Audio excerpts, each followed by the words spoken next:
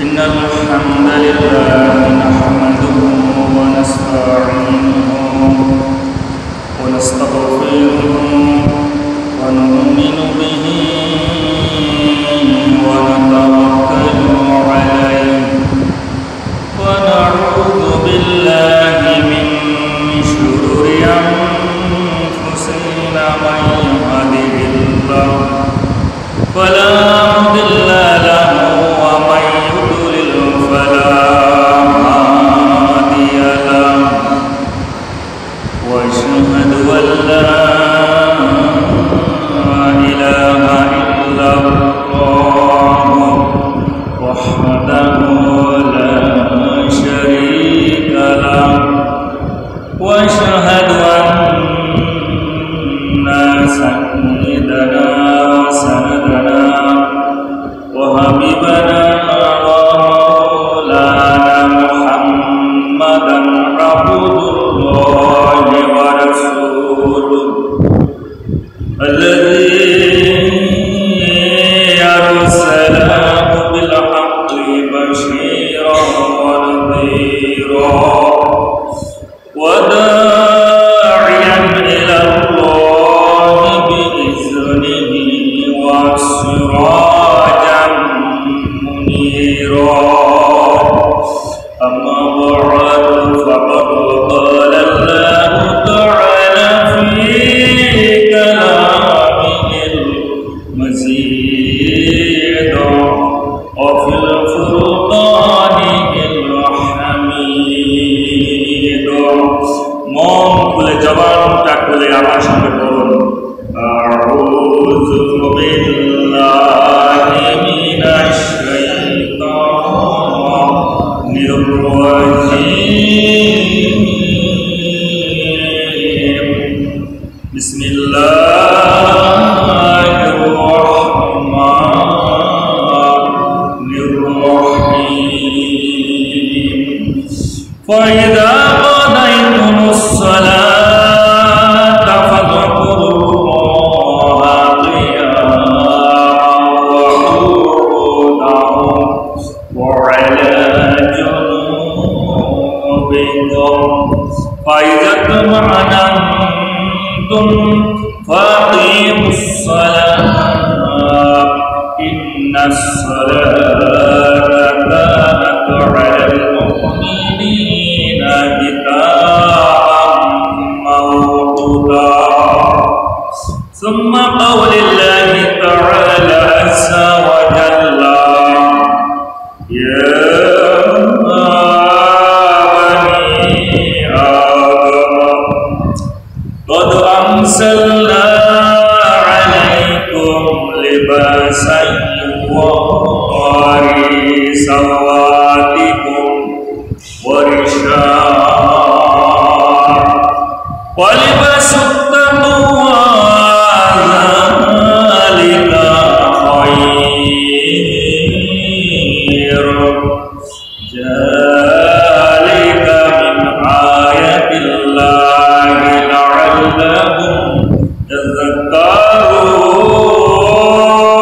يذكرون إن الله وملائكته يصلون على النبي يا أيها الذين آمنوا صلوا عليه وسلموا تسليما اللهم زمان كل محمد صلى الله عليه وسلم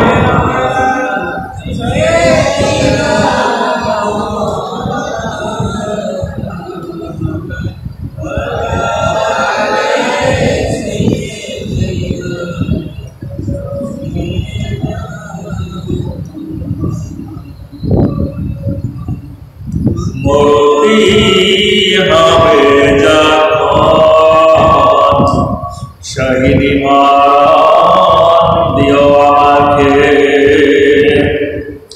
শাহাদাত জানি শুধু জীবন সে জীবন দিও আমাকে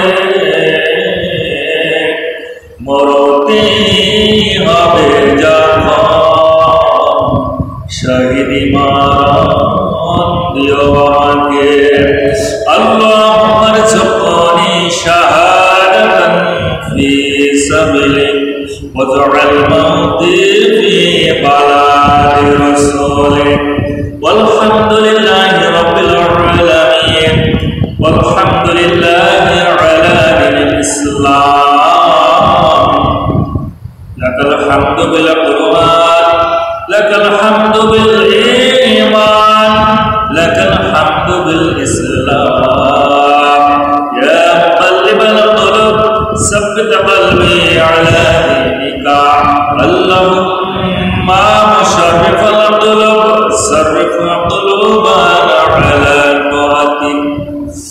আলহামদুলিল্লাহ, সমস্ত প্রশংসা সেই রবের দরবারে যে রব আমাদেরকে ঈশার সালাতের পর এই গভীর রজনীতে বেহেশতের বাগানে একত্রিত করেছেন। মহাবিশ্বের মহাবিশ্বর মহাগ্রন্থ আল কোরআনুল কারীম এবং আদুল্লাহ রাসূলের আদর্শ থেকে আমাদেরকে মূল্যবান নসিহত শুনবো, জানবো এবং প্র্যাকটিক্যাল আমল করবো, এই লক্ষ্য নিয়ে যে বেহেশতের বাগানে যে রব আমাদেরকে উপস্থিত করলেন, আসুন আমরা খুশি হয়ে শুকরিয়া আদায় করি, বলে আলহামদুলিল্লাহ।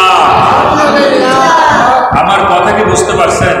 বোঝা যায়? মুরব্বিরা বুঝতে পারছেন? একটু রেসপন্স করবেন। কথা বোঝা যায়? আলহামদুলিল্লাহ। যদি বুঝতে পারেন আজকের আলোচনাটা অত্যন্ত গুরুত্বপূর্ণ আলোচনা, যদি থাকেন ইনশাআল্লাহ বুঝতে পারবেন আলোচনার মধ্যে কি আছে।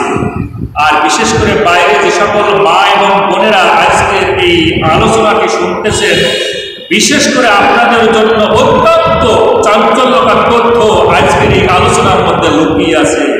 ইনশাআল্লাহ আমরা এই চাঞ্চল্যকর তথ্যগুলো কোরআন এবং হাদিসের আকারে এগুলো আমরা উপস্থাপন করব এবং আমাদের জীবনে এগুলো বাস্তবায়ন করার চেষ্টা করব ইনশাআল্লাহ। আমরা 13টা ফরজ নিয়ে আলোচনায় শুরুতে আমরা 4টা ফরজ, 3টা ফরজের বিষয়ে আলোচনা করেছি। এক শরীর পাক, তারপরে কাপড় পাক আর জায়গা পাক। আজকে ইনশাআল্লাহ আলোচনা করব যে অন্তত নামাজ আদায় করা বা নির্দিষ্ট সময়ে নামাজ আদায় করা এবং এই সতর ঢাকা, অর্থাৎ সতর বলতে আমাদের শরীরের ঢাকা, পোশাক, লিবাস, এটা নিয়ে খুবই গুরুত্বপূর্ণ কথা আমরা আলোচনা করব। আমরা ছোটকালে মুখস্থ করেছিলাম এবং হুজুরদের কাছ থেকে মুখস্থ করেছি যে জায়গা পা, সতর ঢাকা, কেবলামুখী হওয়া, এইরকম মুখস্থ করেছি এতটুকুই। কিন্তু আজকে আমরা টেনে টেনে বের করব, কথাগুলো বের করব। এই সতর ঢাকার মধ্যে কি আভাস আমাদেরকে কোরআন দিতেছে আর হাদিস দিতেছে। বক্তব্য নামাজ আদায় করা, এর মধ্যে কি নিহিত আছে কল্যাণকর জিনিস, যেটা আমরা অনেকেই জানি না। ইনশাআল্লাহ আজকের আলোচনা থেকে জানবো। কথা বুঝতে পারছেন? আমি আবারও বলতেছি, বুঝতে পারছেন? আলোচনা শুরুর কথার আগে বলি, বুঝতে পারছেন? করবি বুঝতে পারছেন? আমার যুবক ভাইরা, তোমরা বাইরে চলে গেলে কেন? ভেতরে আসো। আমি চাই না যে তোমরা বাইরে যাও, কারণ তোমাদেরকে নিয়ে আমি তাকবীর দিব। আর তোমরা বাইরে থাকলে তো আমার কষ্ট লাগবে, কারণ যুবকদের অবদান এই মহাবিশ্বে শুরু থেকে, বাবা আদম থেকে শুরু করে কিয়ামত পর্যন্ত যুবকদের অবদান সবচেয়ে বেশি। বলেন সুবহানাল্লাহ। একজন যুবক আর শতজন বৃদ্ধর চেয়েও আল্লাহর কাছে সম্মানিত হলো ওই যুবক বয়স, ঠিক কিনা? এই যৌবন কাল কিন্তু আপনারও কাটিয়ে গিয়েছে, সুতরাং এটা আফসোস করা বিষয় নেই। একবার যৌবন কালের একবার আল্লাহু আকবার বলবে, আর বৃদ্ধরা 100 বার আল্লাহু আকবার বলবে। আল্লাহর কাছে সবচেয়ে পছন্দনীয় হলো ওই যৌবন কালের যুবক বয়সে আল্লাহ রাব্বুল আলামিন কাছে ডাক দিবেন, আল্লাহু আকবার বলেন সুবহানাল্লাহ, সুবহানাল্লাহ। আল্লাহ রাব্বুল আলামিনের দরবারে আমি যুবক ভাইদের জন্য, অত্র মাইশিলিয়া গ্রামের সকল যুবক ভাইদের জন্য প্রাণ খুলে দোয়া করব এবং সকল মা বোনদেরকে উদ্দেশ্য করে বলতে চাই, আপনার যুবক ছেলেদেরকে এই মসজিদে পাঠায় দেন। 1টা ঘন্টা আপনি যদি একটা মোবাইল কিনে না দেন আপনার সন্তানকে, হয়তো 1 ঘন্টা কেঁদে কেঁদে আপনার ছেলেটা হয়তো একসময় চুপ হয়ে যাবে। কিন্তু জ্ঞান অর্জন যদি না করে, আপনার সন্তান যদি জ্ঞান অর্জন না করে, তাহলে সারাটা জীবন কাঁদতে হবে, ঠিক কিনা? এবং কিয়ামতের ময়দানেও এই জ্ঞান অর্জন না করার জন্য কাঁদতে হবে। আর জ্ঞান অর্জনের একমাত্র মূল উৎসের নাম কি? জবানটা খুলে দিয়ে বলা লাগবে, জ্ঞান উৎসের একমাত্র গ্রন্থের নাম রহস্যের মহাবিশ্বের মহাগ্রন্থ কুরআনুল কারীম। সুতরাং এই কুরআনুল কারীমের কথাগুলো আমরা জানবো। আল্লাহ রাব্বুল আলামিন বললেন, ফাসআলু আহলা যিকরি ইন কুনতুম লা তা'লামুন। যা তোমরা জানো না, যে বিষয় তোমরা জানো না, জ্ঞানীর কাছ থেকে জেনে নাও। তোমার এমন কোনো বিষয় জ্ঞান নেই, তুমি জ্ঞানীর কাছ থেকে জেনে নাও। এই কথা কার? তার মানে আমাদের যদি জ্ঞান না থাকে, আমরা জ্ঞানীর কাছ থেকে কথাগুলো জেনে নিব। আল্লাহ রাসূল সাল্লাল্লাহু আলাইহি ওয়াসাল্লাম, আরবী নবী সাল্লাল্লাহু আলাইহি ওয়াসাল্লাম বললেন যে আল মারউ মা'a মান আহাব্বা। এই পৃথিবীর মধ্যে যে মানুষগুলো আলেম ওলামাদের সঙ্গে বসবাস করবে, কিয়ামতের ময়দানে তার সঙ্গে তার উঠা বসা হবে। বলেন সুবহানাল্লাহ। এই কোরআনের ময়দান থেকে যারাই চলে যায়, আমি মনে করি তারা হলো পোড়া কপাল। কি? তারা হলো পোড়া কপাল। এদের কপাল হলো পোড়া। কারণ কোরআনের ময়দান থেকে যারা চলে যায়, কারণ প্রতিদিন এখানে কোরআনের কথা হয় না, সপ্তাহে একদিন এখানে কোরআনের কথা হয়। লক্ষ টাকা দিয়ে আপনি হুজুর নিয়ে আসবেন, লক্ষ টাকা দিয়ে আপনি তাফসীরবিদ নিয়ে আসবেন, আর আমার গবেষণামূলক কথাগুলো আপনাদের সামনে থ্রো করব। আপনি লক্ষ টাকার হুজুর নিয়ে কথা বলবেন, আর আমি ফ্রি হুজুর। এরপরে আপনারা কম্পেয়ার করবেন এই গবেষণামূলক কথাগুলো, ইনশাআল্লাহ। আল্লাহ রাব্বুল আলামিন বললেন, কপাল পোড়া তারা যারা কোরআনকে অ্যাভয়েড করে চলে যায় এবং বাসার ঘাটে বাসায় তারা ঘুমায়। আল্লাহ রাব্বুল আলামিন এদের জন্য লানতের ব্যবস্থা করেছেন, যারা কোরআনকে অবজ্ঞা করে চলে যায়। এজন্য আমরা কোরআনের ময়দান থেকে কখনোই চলে যাব না। যতক্ষণ আমাদের প্রাণ থাকবে, আমরা কোরআনের সঙ্গী হব, ঠিক কিনা? একবার আমরা স্লোগান দিতে চাই, যুবক ভাইদের উদ্দেশ্যে, কোরআন আছে যেখানে, কথা বলো, কোরআন যেখানে আমরা থাকবো সেখানে। কোরআন নাই যেখানে আমরা নাই সেখানে। আলেম ওলামা যেখানে, আলেম ওলামা নাই যেখানে। আলহামদুলিল্লাহ, সারাটা জীবন যেন এই স্লোগান আমাদের থাকে, যেখানে কোরআন সেখানেই আমরা থাকবো, যেখানে রাসূলের আদর্শ সেখানেই আমরা থাকবো, যেখানে আলেম ওলামা নাই সেখানে আমরা নাই, যেখানে কোরআন নাই সেখানে আমরা নাই, যেখানে রাসূলের আদর্শ নাই সেখানে আমরা। আল্লাহ রাব্বুল আলামিন বলেন, এই পৃথিবীর মধ্যে যারাই আমার এই সন্তুষ্টির জন্য কাজ করে, খুশিটা শুনে নেন, আল্লাহ আপনাদের জন্য সুসংবাদ দিচ্ছে। সূরা লাইল 92তম সূরা লাইলের 20 এবং 21তম আয়াতে, ইল্লাবতিগা ওয়াজহি রাব্বিহিল আ'লা ওয়ালা সাউফা ইয়ারদা। যারা আমার খুশির জন্য পৃথিবীর মধ্যে বসার কামড় খেয়ে কোরআনের ময়দানে বসে থাকে, যারা আমার খুশির জন্য, এই কোরআনকে ভালোবাসার জন্য শত কষ্ট, শত ব্যথা, শত যন্ত্রণা, শত ভূমকে কামাই করে এই ময়দানে বসে থাকে, আল্লাহ খুশি হয়ে বলে, বলা সাউফা ইয়ারদা, আমি খুব শীঘ্র অতি দ্রুত গতিতে তাকে জান্নাতে পৌঁছাইয়া দিব। বলেন সুবহানাল্লাহ। মন খুলে বলেন সুবহানাল্লাহ।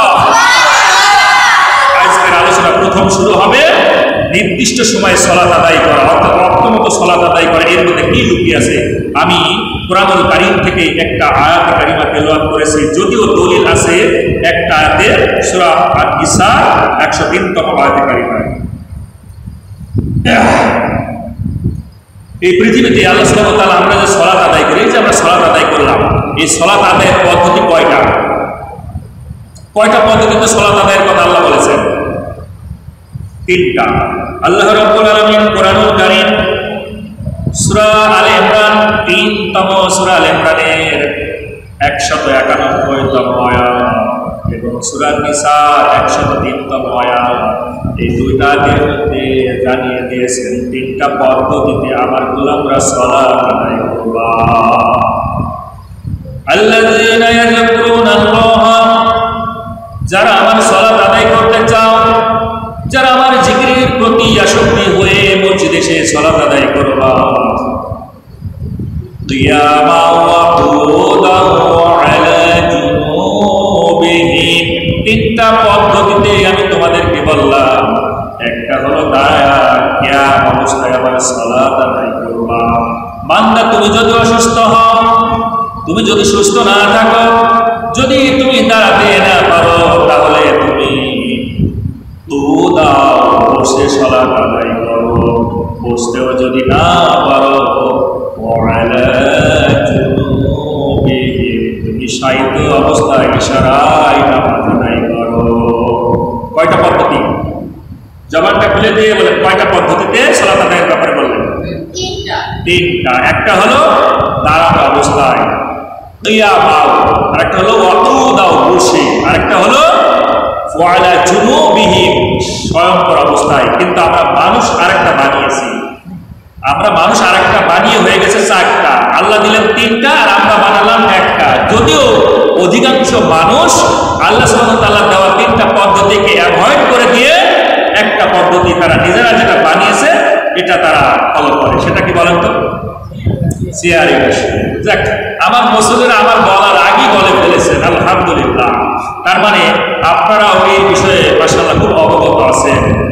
কারণ ইমাম যদি সচেতন হয়, মুসল্লিরাও ইনশাআল্লাহ সচেতন হবে, ঠিক কিনা?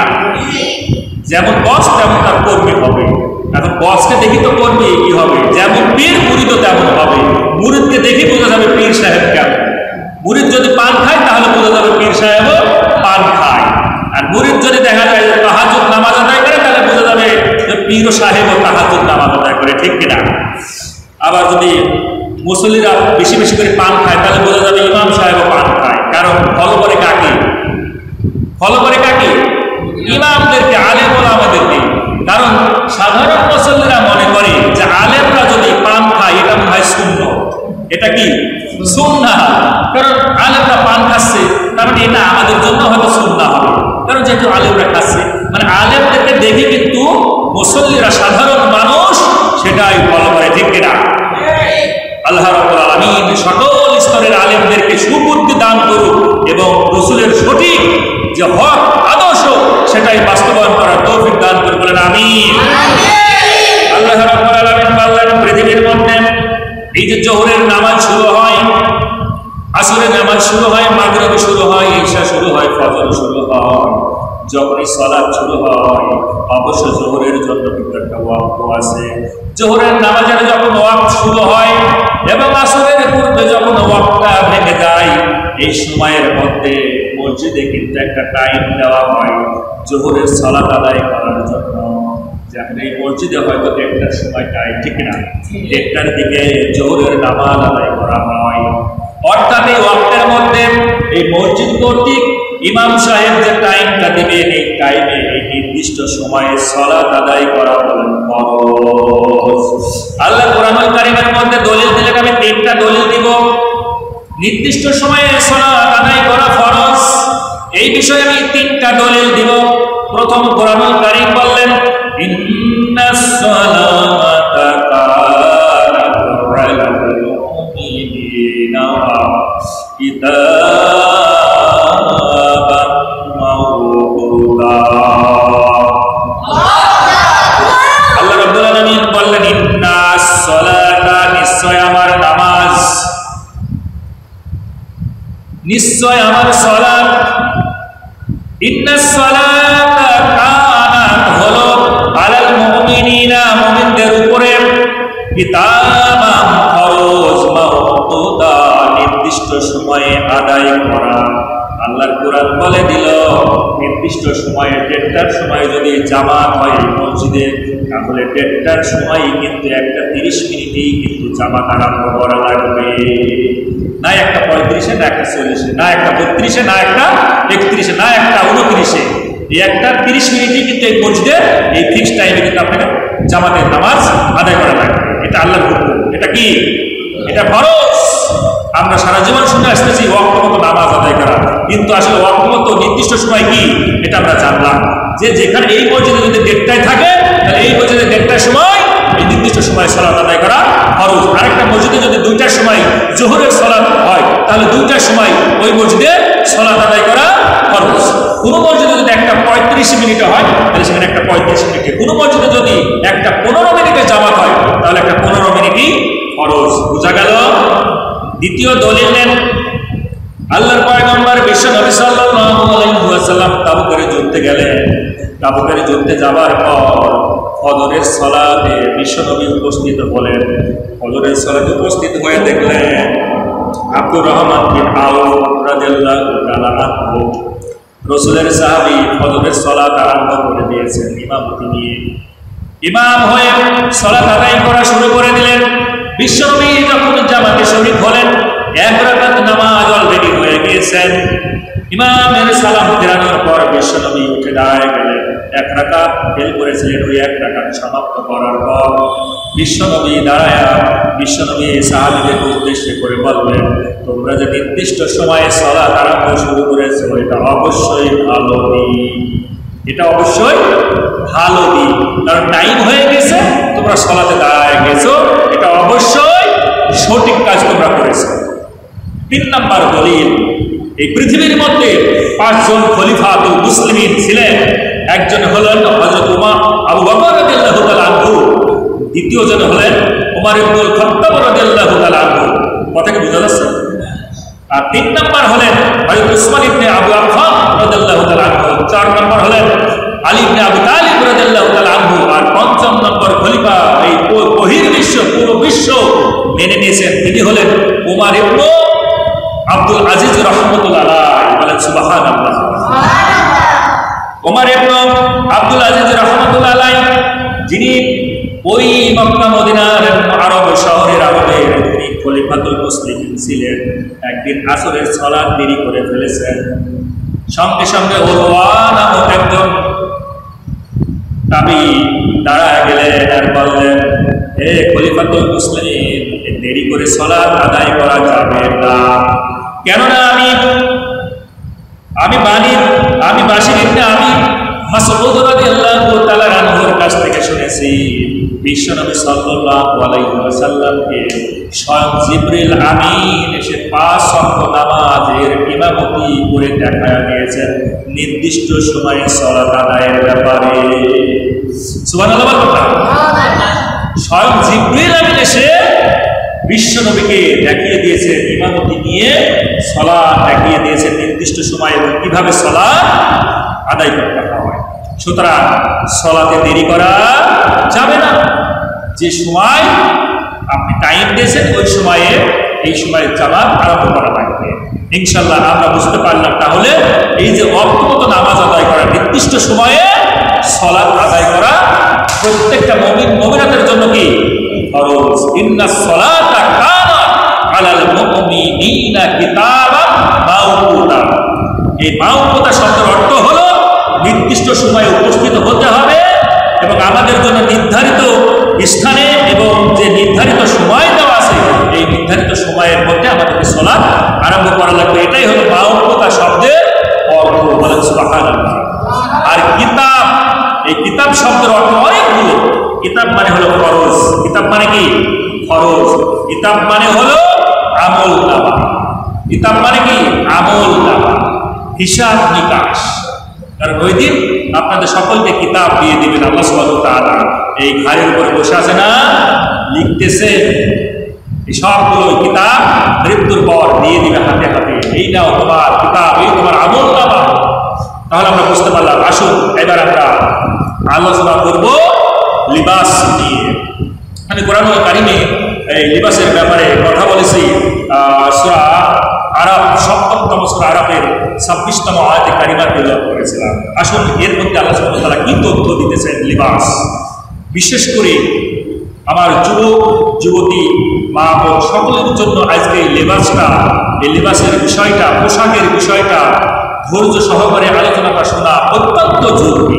কারণ লেবাস যদি সঠিক না হয়, সতর যদি আপনার সঠিক না হয়, মা বোনরা আপনারা যদি সালাত আদায় করেন, সমস্ত ঘরের দরজা জানালা বন্ধ করে দিয়েও যদি সালাত আদায় করেন, আর কতটুকু আপনার জায়গা ফাঁকা রাখতে হবে এইটুকু যদি আপনি না জানেন, কোনো কারণে যদি একটু এদিক ওদিক হয়ে যায় তাহলে সালাত বাতিল হয়ে যাবে, সালাত হবে না। আল্লাহ রাব্বুল আলামিন কোরআনুল কারীম সূরা আরাফ ৭ম সূরা আরাফের ২৬তম আয়াত এবং ৩১তম আয়াতে দুইটা দলিল দিয়েছেন এই পোশাকের ব্যাপারে।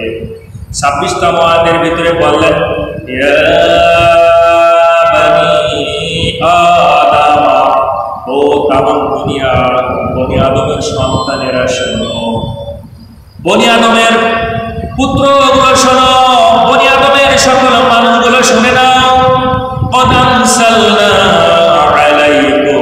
আমি তোমাদের জন্য বানিয়েছি, আমি তোমাদের জন্য তৈরি করেছি লিবাস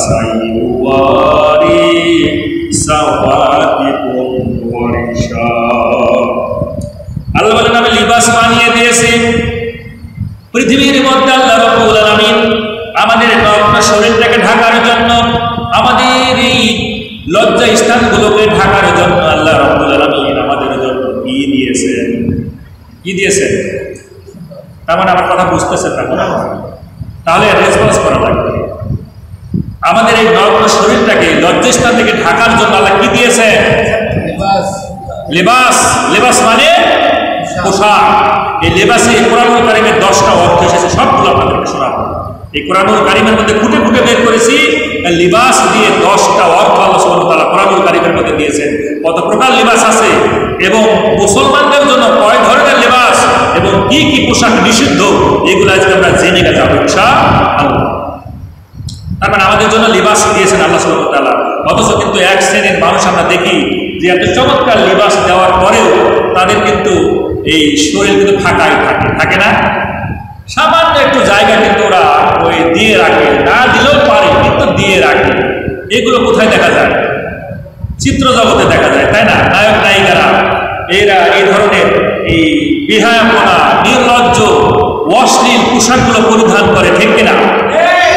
এই চিত্র জগতের এরা, আর এইগুলো যখন পরে আমরা মনে করি যে এরা হলো সভ্য সমাজ, এরাই হলো কি civil society, this are model society. We think, আমরা মনে করি এরাই হলো সভ্য জগতের সভ্য মানুষ। আসলে কিন্তু তারা জানে না যে এরা হলো আফ্রিকার জঙ্গলের ওই যে পশু পাখির চেয়েও যে এরা নরাধম। এই আফ্রিকার জঙ্গলের একটা পশু পাখির চেয়েও যে এরা একেবারে নির্লজ্জ, এবং অশ্লীলতায় পরিপূর্ণ, অসভ্যতায় পরিপূর্ণ, এটা কিন্তু তারা জানে। আল্লাহ বলেন আমি কত চমৎকার লিবাস দিয়েছি। এই লিবাসের কথাটা আল্লাহ কোরআনুল কারীমের মধ্যে কতবার দিয়েছেন জানিস? লাম্বা সিন। এই লাম্বা সিন এটা মূল ধাতু 23 বার এসেছেন লাম্বা সিন দিয়ে, 4টা ডেরিভেটিভ ফর্মে। তার মধ্যে একটা ডেরিভেটিভ ফর্ম হলো লিবাস। একটা ডেরিভেটিভ ফর্ম কি? লিবাস। এই লিবাসের আবিধানিক অর্থ হলো আসাতুরু, যার অর্থ হলো যে আমার এই লজ্জা স্থানটাকে, আমার এই নগ্ন শরীরটাকে ঢেকে কি করবে? সতর করবে, মানে আবৃত করবে, ঢেকে রাখবে, যাতে করে কেউ আমার এই নগ্ন শরীরটা দেখতে না পায়। এই জন্য তো আমরা পোশাক পরিধান করি, ঠিক কিনা? তবে দেখা যায় বর্তমান সমাজের আবার অনেক যুবতী বোনেরা আসে, তাদের কিন্তু আসলে সমাজে হয়তো খারাপ মনে করবে বলে পোশাকটা খুলতে পারে না ঠিকই, কিন্তু ওই ওড়না, যে ওড়নাটা আছে, ওড়নাটাকে একবার গলায় পেঁচিয়ে রাখে, আর একেবারে তার মানে নগ্নটা বের হয় না ঠিকই, কিন্তু তার যে আল্লাহ সুবহানাহু ওয়া তাআলা পুরুষদের জন্য সৌন্দর্য যে জিনিসগুলো দিয়েছেন, এগুলো কিন্তু মানুষকে দেখানোর জন্য কিন্তু সচেষ্ট হয়ে যায়, ঠিক কিনা?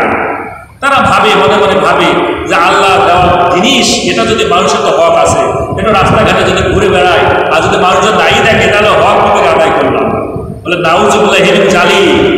এই ধরনের বেহায়াপনা নারী থেকে আল্লাহ আমাদেরকে হেফাজত করেন, বলেন আমিন। এরা হলো দায়ুস। এই পিতামাতাগুলোও দায়ুস, এই সন্তানেরাও দায়ুস, ঠিক না? যারা পোশাকের ব্যাপারে একেবারে বেকার থাকে, যারা পোশাক পরিধান করলেও যাদের লজ্জা স্থান থাকে না, পোশাক পরিধান করার পরে যাদের দিকে তাকালে মনে হয় যে আল্লাহ সুবহানাহু ওয়া তাআলা যদি মাটিটা ফেটে যেত তাহলে মাটির মধ্যে ঢুকে যেতাম, তা ওর দিকে তাকানো আমাদের জন্য জায়েজ না, ঠিক কিনা? আসুন আমরা এই পোশাকের ব্যাপারে কথা বলবো। আল্লাহ কোরআনুল কারীমে মোট 7টা সূরায় 8টা আয়াতে 10 বার এই লিবাস শব্দটা ব্যবহার করেছেন, বলেন সুবহানাল্লাহ। সুবহানাল্লাহ। এই লিবাসের প্রথম শব্দ আল্লাহ কোরআনুল কারীমের মধ্যে দিলেন যে লিবাস মানে হলো আবৃত হওয়া। লিবাস মানে কি? আবৃত করা। আল্লাহ রাব্বুল আলামিন কোরআনুল কারীম সূরা ইনসান 76তম সূরা ইনসানের 21তম আয়াতে কারিমার মধ্যে ঘোষণা দিলেন আলিয়াহুম সিয়াবু সুন্দুসিন খুদুরুন ওয়া ইস্তাবরাক। আল্লাহ বললেন মৃত্যুর পর আমি যে গোলামগুলোকে জান্নাতে দিব, এই জান্নাতের মধ্যে কি জান্নাতীদেরকে পোশাক দেওয়া হবে কি হবে না? যারা জান্নাতে যাবে তাদেরকে কি পোশাক দিবে আল্লাহ? জান্নাতের মধ্যে গেলে কি আমাদের ন্যায় করে রাখবে না পোশাক দিবে? হ্যাঁ, মানে আমরা অনেকে জানি না। আসলে জানবো কি করে? কারণ আমরা তো এটা পড়াশোনা করি না, এটা তো আমরা করি না, এই জন্য জানি না। মানে দুই দল হয়ে গেছে। একজন চিন্তা করতেছে কি বলবো, জান্নাতের মধ্যে আমার পোশাক কিসের, জান্নাতের মধ্যে তো একা একা থাকবো, পোশাক তো নাও দিতে পারে। আল্লাহ রাব্বুল আলামিন বলেন আলিয়াহুম, অবশ্যই তাদেরকে আবৃত করে রাখবে, ঢেকে রাখবে। সিয়াবু সুন্দুসিন রাখবুরু ওয়াইস্তাবর, তাদেরকে দুই ধরনের পোশাক দেওয়া হবে। একটা হলো মোটা পুরু রেশমির কাপড়, আর একটা হলো পাতলা মিহি রেশমির পোশাক। বলেন সুবহানাল্লাহ। এক ধরনের মোটা পুরু পোশাক দেওয়া হবে, আর একটা হলো পাতলা রেশমির পোশাক। তার মানে দুনিয়াতে কেউ যদি রেশমির পোশাক পরিধান করে, রেশমের পোশাক পরিধান করে, কোন পুরুষ মানুষ যদি ব্যবহার করে, কাল কিয়ামতের ময়দানে জান্নাত তাদের জন্য হারাম হয়ে যাবে। তার মানে দুনিয়াতে রেশমের পোশাক পরিধান করা প্রত্যেকটা নরের জন্য, পুরুষের জন্য হারাম, ঠিক কিনা? এজন্য আমরা এটা ব্যবহার করতে পারবো না। তার মানে আমরা বুঝতে পারলাম ওই জান্নাতের মধ্যে কিন্তু আমাদের শরীরটাকে আবৃত করার জন্য আল্লাহ দুই ধরনের পোশাক দিবেন। একটা হলো মোটা রেশমের পোশাক, আর একটা হলো পাতলা মিহি রেশমের পোশাক। এই লিবাস দিয়ে আল্লাহ সুবহানাহু ওয়া তাআলা বললেন যে লজ্জা স্থান ঢাকা। কি ঢাকা? লজ্জা স্থান এবং আমার শরীরটাকে ঢেকে রাখা। আসল দলিল দেন আল্লাহ কোরআনুল কারীম সূরা আরাফ ৭ম সূরা আরাফের ২৬তম আয়াতের ভিতরে বললেন লিবাসাইওয়ারি সাওআতিকুম, লিবাস মানে পোশাক দেওয়া হবে, ইওয়ারি মানে ঢেকে রাখবে। এমন পোশাক আল্লাহ রাব্বুল আলামিন দুনিয়াতে দিয়েছে যেটা আমাদেরকে ঢেকে রাখে। সাওআতিকুম, যাতে আমাদের লজ্জাগুলো বের না হয়ে যায়। সুবহানাল্লাহ বলবেন না? মানে আমাদের লজ্জা স্থানগুলোকে ঢাকার জন্য আল্লাহ বললেন আমি তোমাদের পোশাকের ব্যবস্থা করে দিয়েছি। লিবাস দিয়েছি, লিবাস দিয়েছি ইওয়ারি, যাতে করে তোমাকে ঢেকে রাখে। সাওআতিকুম, তোমাদের লজ্জা স্থানগুলো। আমাদের লজ্জা স্থানগুলো কি কি আমরা তো ভালো জানি। নাভি থেকে টাকনু পর্যন্ত, নাভি থেকে কি টাকনু উপর পর্যন্ত, এটা হলো আমাদের লজ্জা স্থান। এটা আমাদেরকে ঢেকে রাখার জন্য আল্লাহ কি করেছেন? খরচ করে দিয়েছেন, এটা ঢেকে রাখতে হবে। তার মানে লজ্জা স্থান ঢাকার জন্য লিবাস মানে হলো লজ্জা স্থান ঢাকার জন্য।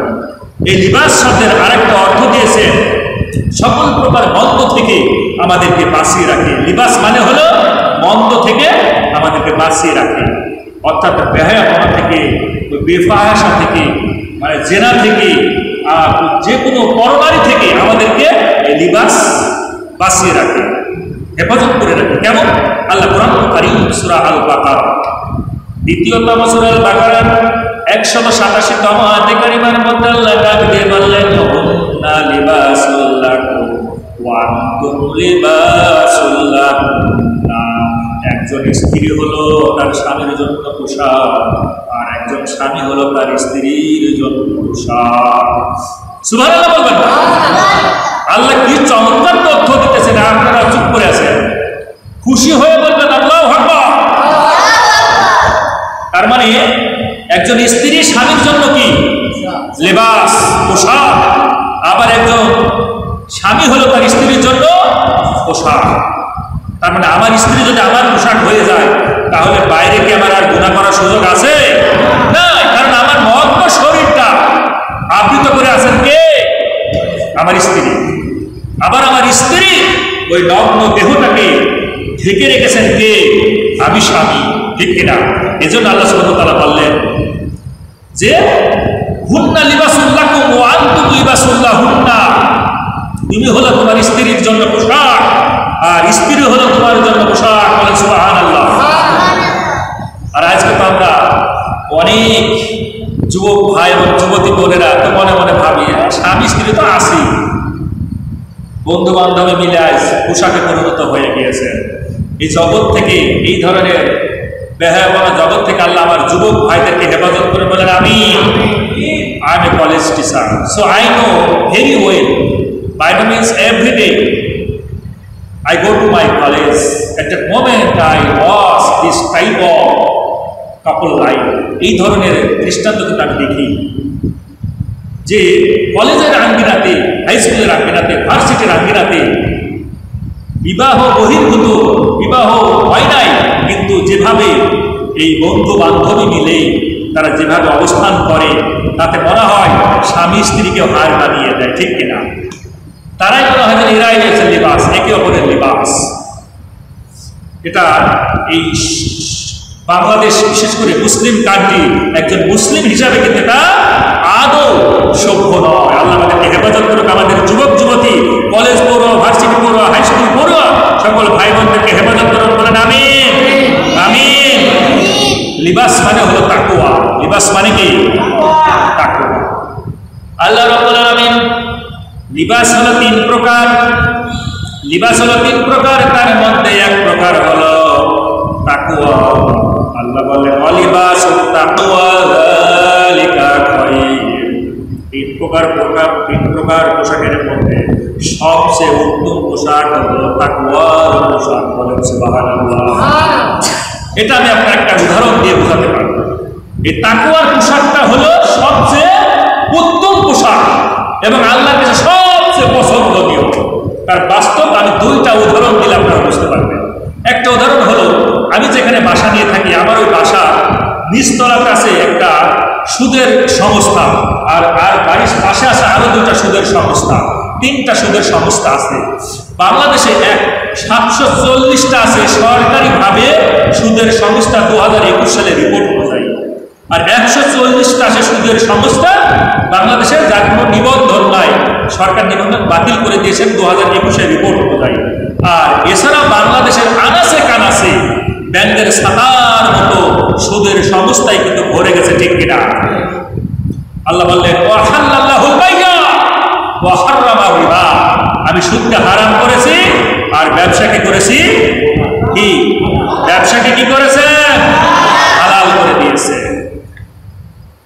তার মানে এই সুদের কারখানাতে, এই সুদের সংস্থাগুলোতে আমার এই বিশেষ করে মাইসেলিয়া গ্রাম হবে, অথবা কাদিরপুরের লোক হবে, অথবা গোকুগ্রামের লোক হবে, অথবা সাতটাকিয়ার লোক হবে, অথবা সমসপুরের লোক হবে, অথবা জানিপুরের লোক হবে। এই অঞ্চলের বাবরটাই কিন্তু ওইখানে যায়। আমি প্রতিদিন খেয়াল করি, যেহেতু আমার বেলকুনিতে যখন আমি বসি তখন আমি দেখতে পাই তাদেরকে। আজকেও দেখলাম 5 ওয়াক্ত নামাজ আদায় করে, মাথায় টুপি, 5 ওয়াক্ত নামাজ আদায় করে, তার স্ত্রীকে সাথে করে নিয়ে গেছেন ওই দোজখের কারখানায়, জাহান্নামের কারখানায়। বলে ঠিক কিনা? সুদের কারখানা মানে হলো জাহান্নামের কারখানা, ঠিক কিনা?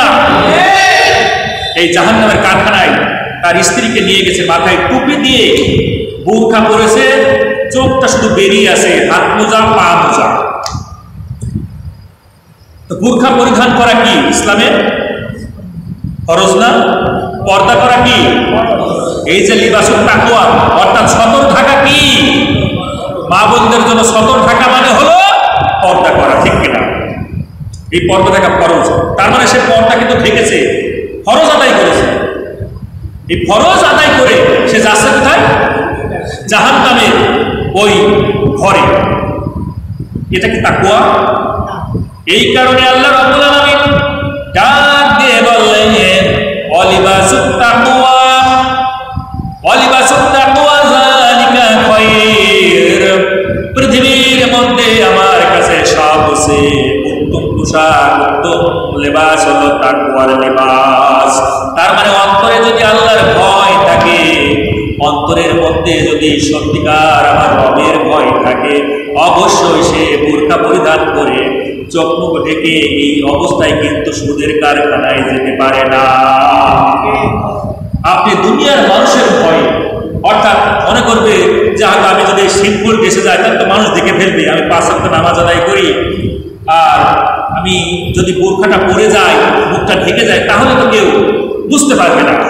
তার মানে আপনি ভয় করলেন কাকে? কথা বলো, মানুষকে। আর ভয় হলো না কাকে? আল্লাহকে।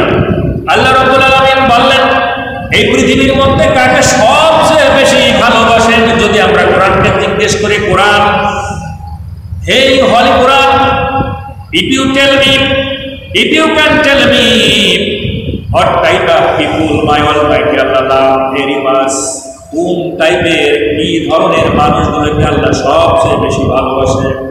The Holy Quran will answer, অবশ্যই কোরআনুল কারীম অ্যানসার দিবে। আল্লাহ রাব্বুল আলামিন সূরা হুজুরাত 49তম সূরা হুজুরাতের 13তম আয়াত কারিমার শেষের দিকে আল্লাহ বললেন ইন্না আকুরামাকুম ইনদাল্লাহি আতকাকুম। আল্লাহ বললেন এই পৃথিবীর মধ্যে আমি সবচেয়ে ভালোবাসি ওই নারীকে, ওই নরকে, ওই পুরুষকে, ওই মহিলাকে, যে মহিলা যে পুরুষ এই পৃথিবীর মধ্যে তামাম দুনিয়ার মধ্যে সবচেয়ে বেশি ভয় করে আমি আল্লাহকে। সুবহানাল্লাহ বলবেন না? তার মানে পৃথিবীর মধ্যে আল্লাহ সবচেয়ে বেশি ভালোবাসে ওই মানুষটাকে যে মানুষটা সবচেয়ে বেশি ভয় করে আল্লাহকে। তার মানে আপনি বোরখা পরে মুখ টুক ঢেকে পা মোজা, হাত মোজা, সব মোজা, সব জায়গায় মোজা দিয়ে যাচ্ছেন সুদের কারখানায় টাকা উত্তোলনের জন্য। তার মানে এটা হলো লিবাসের তাকওয়া হলো না। আল্লাহ এই কারণে বললেন লিবাসুত তাকওয়া যালিকা খায়র, আমার কাছে সবচেয়ে উত্তম তাকওয়া হলো তোমার অন্তরের মধ্যে আমার প্রতি যে ভয়, এটাই হলো লিবাসের সর্বোত্তম তাকওয়ার পোশাক। সুবহানাল্লাহ। আর একটা উদাহরণ দিই, এই কলেজে আমার ছোট্ট মেয়েকে নিয়ে গেছি একদিন, কারণ আমার বড় মেয়েটা এক জায়গায় পড়ে, তার মা ওখানে যায়, এখন ছোট মেয়েটা আমার কাছে থাকে। আমি কলেজে একদিন নিয়ে গিয়ে এই শিক্ষক আমাদের যে স্যারগুলো এক জায়গায় যে আমরা বসি, শিক্ষক মেলাটা শিক্ষক রুম, সেখানে বসে আছে। হঠাৎ আমাকে প্রিন্সিপাল স্যার একটু তলব করেছে যে আক্তার তুমি একটু আসো। আমি আমার মেয়েটাকে বললাম যে বাবা তুমি এখানে একটু বসো, আমি আসতেছি দিছে। ছোট মেয়ে তো, ও তো বলছে না, বয়স হলো 3 বছর 3.5 বছর বয়স। আমি কলেজের প্রিন্সিপাল স্যারের রুমে গিয়ে কয়েক মিনিট দেরি হয়ে গেছে, এরপরে এসে দেখছি আমার মেয়ে আর নাই। আমার তো মাথায় আর কাজ করতেছে না, কারণ আমি তো মেয়েকে খুব ভালোবাসি। আমার দুটো মেয়ে, আমি আল্লাহর কাছে আরো দোয়া করি যদি আমার আরো মেয়েদের, আলহামদুলিল্লাহ, আমি আরো প্রাণ বলে আল্লাহর কাছে আমার মেয়েদের জন্য দোয়া করি। কারণ কন্যা সন্তান এই পৃথিবীর প্রত্যেকটা বাবার জন্য রহমত, বলে ঠিক কিনা? আর আমরা তো মনে করি যে কন্যা সন্তান হলে বন্ধুরা যদি জিজ্ঞেস করে যে তোর কি হয়েছে রে, আর বলিস না বন্ধু, হয়েছে একটা হয়েছে একটা, মন খুলে বলে না। আর যদি ছেলে হয়, দোস্ত তুমি কোথায় আছো, তোমার বাসায় তো আমি 1 কেজি মিষ্টি পাঠিয়ে দিয়েছি, কেন এই অসময় মিষ্টি, আর বলো না। আল্লাহ আমাদের একটা পুত্র সন্তান দিয়েছেন, আল্লাহ একটা পুত্র সন্তান দিয়েছেন। আর মেয়ের ব্যাপারে একেবারেই কোনো ভয়েস নাই, নির্ভয়েস, এবং বন্ধু বান্ধবের মহলে বলেও না, জিজ্ঞাসা করলে মনটা বেজার, দোস্ত দিয়েছে আল্লাহ, কাউকে দেওয়ার জায়গা পায় না, আমার মতো অভক্তি দিয়েছে। আল্লাহ বলে তো পুরা কথা, মেয়ে তোর জন্য যে রহমত করে দিলাম তার বাস্তবতা আমি বুঝি। আমার 2 মেয়ে হয়েছে, আল্লাহ আমাদের কি রহমত দিয়েছে আর কি বরকত দিয়েছে, আমার জানে মালে, আমার জীবনে যে আল্লাহ কত বরকত দিয়েছেন, আলহামদুলিল্লাহ। সবাই বলেন আলহামদুলিল্লাহ। যাদের মেয়ে আছে তারা 2 বার বলেন আলহামদুলিল্লাহ। যার 3 বার মেয়ে, 3টা মেয়ে আছে, 3 বার বলেন আলহামদুলিল্লাহ। তো দেখেন এই মেয়েটাকে খোঁজার জন্য যখন আমি এই রুমে গেলাম, আমি মনে করতে চাই কোনো ক্লাস রুমে, কারণ আমি ক্লাস যখন নিতে যাই ও জানে যে আব্বা কোথায় ক্লাস নেয়। আমার মাথায় কাজ করছে, আমি প্রত্যেকটা রুমে যাচ্ছি। হঠাৎ একটা রুমে যখন প্রবেশ করেছি, দেখতেছি যে আমার এক যুবক ভাই যুবতী বোনের ললিপপ খাচ্ছে। কি খাচ্ছেন? ললিপপ চাটতেছে। আপনারা মুরব্বীরা বুঝবেন না, আমার যুবক ভাইরা বুঝতে পেরেছে যে ললিপপ চাটা কি, চপ চপ শব্দ হচ্ছে। আমি মানে লজ্জা পেয়ে গেছি। এখন আমি একজন teacher, as a teacher hot হয়ে যাইছি, আমি কি বলবো, আমি ফিক্স, আমি হতভম্ব হয়ে গেছি। যে কলেজ আর কিনা যেখানে মানুষ সভ্যতা নিতে আসে, ঠিক কিনা? শিক্ষক, শিক্ষার্থী এবং শিক্ষাঙ্গ, এই সবই তো আল্লাহর পক্ষ থেকে একটা সভ্যতার জায়গা, ঠিক কিনা? যে শিক্ষা প্রতিষ্ঠান সভ্যতা ছোঁয়া দেয়, যেখানে মানুষ কারিগর হয়, যেখানে মানুষ সভ্যতা শিখতে যায়, আর সেখানে অসভ্য পশু পাখিরাও কিন্তু রাস্তাঘাটে এই রকমের এই কাজ করে না, কিন্তু ক্লাসরুমে যাই দেখেছি এই অবস্থা। তাহলে চিন্তা করে এই অবস্থা যদি পুরো এইসব লোকাল কলেজগুলোতে যদি হয়, তাহলে শহর এলাকা এইসব অবস্থা কি হতে পারে? সেখানে তো ললিপপ চাটে না, আমার মনে হয় এই বড় বড় জিনিসগুলো চেটে শুরু করে দেয়। আল্লাহ রাব্বুল আলামিন আমার যুবক যুবতী ভাইগুলোকে এই রকমের খারাপ জগৎ থেকে হেফাজত করে বলেন আমিন। এই জন্য ও লিবাসুত তাকওয়া জালিকাল খায়র, জালিকা খায়র। আল্লাহ বললেন তাকওয়ার লিবাস হলো সর্বোত্তম। এই বোনেরা কিন্তু দেখবেন হাত মোজা পা মোজা সব রকম বোরখা পরিধান করে কিন্তু কলেজে যায়, কিন্তু দেখা যায় ভিতরে ভেজাল। আর যে বোরখাগুলো পরিধান করে এগুলো কিছু আসলে পর্দা বলা যাবে না, এমন চিপা। আমার যে সকল ভাই এবং বোনেরা অত বাইশিলা গ্রামের যে সকল অভিভাবক কথাগুলো শুনতেছেন, মনে রাখবেন আপনার সন্তান আপনার মেয়ে যদি আজ বিপদে পড়ে জাহান্নামী হয়ে যায়, এই পৃথিবীতে এখনো সুযোগ আছে শুধরানোর জন্য, কিন্তু কিয়ামতের ময়দানে শুধরানোর কিন্তু সুযোগ পাওয়া যাবে না। এজন্য এমন বোরখা এমন পর্দা আপনার মেয়েকে উপহার দিন, যে পর্দা যে বোরখা পরিধান করলে একজন পুরুষ বুঝতে পারবে না যে আসলে সে স্টুডেন্ট না চাচি না বুবু না খালা না দাদি, বোঝা যাবে না। এই রকমের বোরখা ঢিলে ঢালা বোরখা পরিধান করতে হবে। কিন্তু আমরা দেখি এই সমাজে যারা বোরখা পরে বোরখাগুলো একেবারেই সিপা, তাদের অঙ্গ প্রত্যঙ্গগুলো বোঝা যায়, ঠিক না? এই পোশাক ওই লিবাসুত তাকওয়া হয় না। এই পোশাক ও লিবাসুত তাকওয়া, তাকওয়ার পোশাক নয়। আল্লাহ রাব্বুল আলামিন আমাদেরকে হেফাজত করুন, বলেন আমিন। এই লিবাস মানে হলো লৌহ বর্গ বা অস্ত্র হিসেবে ব্যবহার করা হয়েছে। আল্লাহ রাসূল যখন যুদ্ধের ময়দানে যেতেন তখন লিবাস পরিধান করতেন, বর্গ পরিধান করতেন, বর্গ পরিধান করেই যুদ্ধের ময়দানে কিন্তু যেতেন। এই লিবাস মানে হলো ক্ষুধা, লিবাস মানে হলো ভয়, আবার লিবাস মানে হলো স্ত্রী, লিবাস মানে হলো স্বামী, আবার লিবাস মানে হলো মেশানো। কি মেশানো? সত্যকে মিথ্যার সঙ্গে মিশিয়ে ফেলা। আল্লাহ রাব্বুল আলামিন কোরআনুল কারীম সূরা আল বাকারা দ্বিতীয়তম সূরা আল বাকারার 42তম আয়াত এবং সূরা আন-নাম 6তম সূরা নামের 9তম আয়াতে কারিমার মধ্যে দলিল দিলেন। আল্লাহ বলেন ওয়ালা তালবিসুল হাক্ক ওয়ালা তালবিসুল হাক্ক ওয়ালা তালবিসুল হাক্ক বিল বাতিল। আল্লাহ ডাক দিয়ে বললেন ওয়ালা তালবিসুল হাক্ক বিল বাতিল ওয়া তাকতুমুল হাক্ক ওয়া আনতুম তা'লামুন। আল্লাহ বলেন খবরদার খবরদার, মিথ্যার সঙ্গে সত্যকে তোমরা মিক্সিং করে ফেলে না, সত্যকে মিথ্যার সঙ্গে তোমরা কিন্তু মিশায়া ফেলে না, বরং কি করো জেনে শুনে সত্যকে গোপন করো না, জেনে শুনে মিথ্যার তোমরা আশ্রয় নিও না। তার মানে লিবাস হলো সত্য আর মিথ্যাকে মিক্সিং করা। আল্লাহ নিষেধ করলেন যে এই লিবাসের প্রয়োজন না, যে লিবাস সত্য আর মিথ্যাকে তোমরা কি করে ফেলে মিশিয়ে ফেলো। কাঠগড়ায় তোমরা একজন আলেমের বিরুদ্ধে মিথ্যা সাক্ষী দিও না, মিথ্যা কথা বলো না, মিথ্যা মানুষের সঙ্গী হয়ে মানুষের কাছে কি করো না, অন্যের বিরুদ্ধে মিথ্যা কথা বলো না। আল্লাহ নিষেধ করতেছেন। এই লিবাস মানে হলো প্রশান্তি। লিবাস মানে কি? প্রশান্তি। এই যে আমরা বসে আছি এখন রাত না দিন, রাত না দিন, আমার মনে হয় আমার কথা আপনারা বুঝতে পারতেছেন। যদি বোঝা যায়, বাইরে তো বেশি লোক, ভিতরে সে কিন্তু বাইরে বেশি লোক। হ্যাঁ, বাইরে থেকে এটা বোঝা যায়, এটা আমিও জানি, কিন্তু এরপরে আসলে কি করা, মসজিদে করা যায় না, তাই না? আর বাইরে তো সেই হ্যাঁ বাড়ির কাছে। এরপরে কিন্তু আমি মাইকটা অনেক দূরে নিয়েছি যাতে আপনারা বুঝতে পারেন, ঠিক আছে কথাগুলো বোঝা যায় এখন কথা।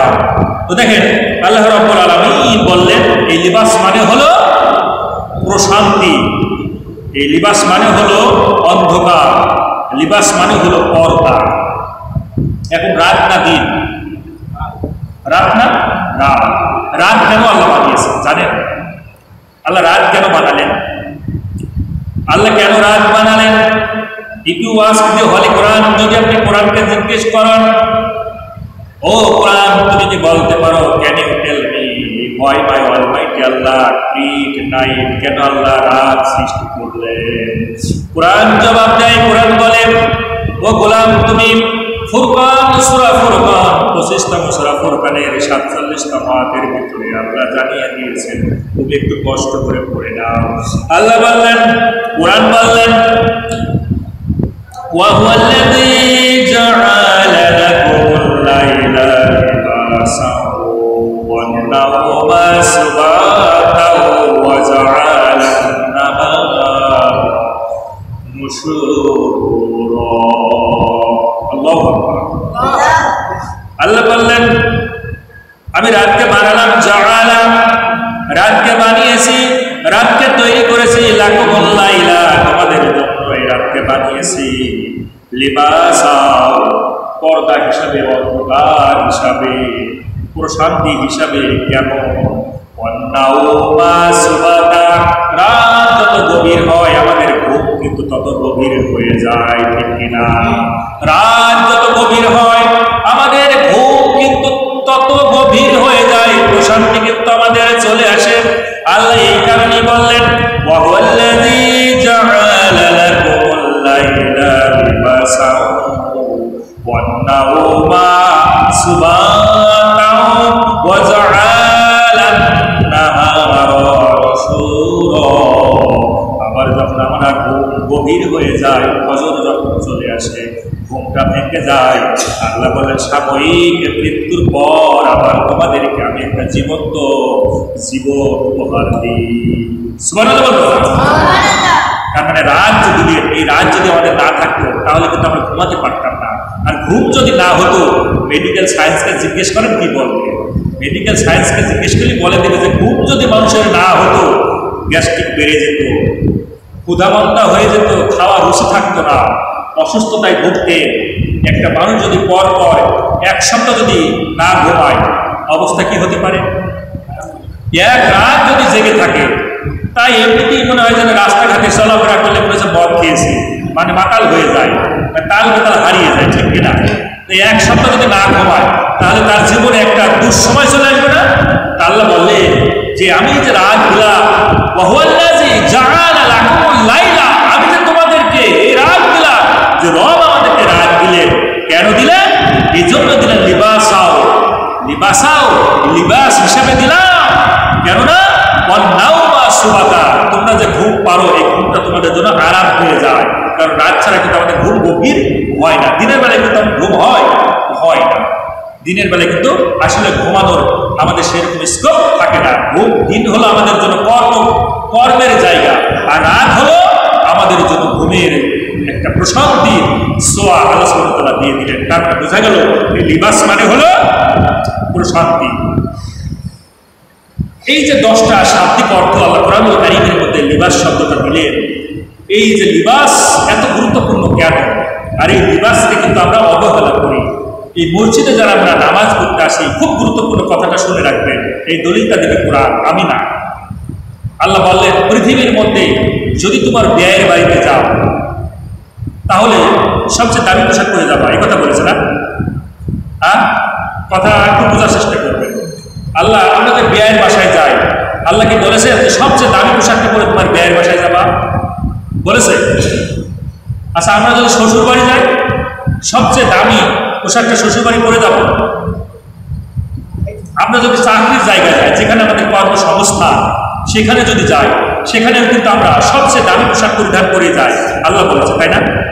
আর যেখানে আমরা মসজিদে আসবো, যখন সালাত আদায় করতে আসবো, সবচেয়ে ফাটা সেরা একেবারে নোংরা পোশাকটা ভালো না, এই পোশাক পরিধান করে আসতে হবে মসজিদে, এই কথা আল্লাহ বলেছে, তাই না? দেখেন কোরআন কি বলে আর আমরা কি করি। আল্লাহ কোরআনুল কারীম সূরা আরাফ 7তম সূরা আরাফের 31তম আয়াতে কারিমার মধ্যে ডাক দিলেন, ইয়া বানি আদম খুযু সিনাতাকুম ইনদা কুল্লি মাসজিদ।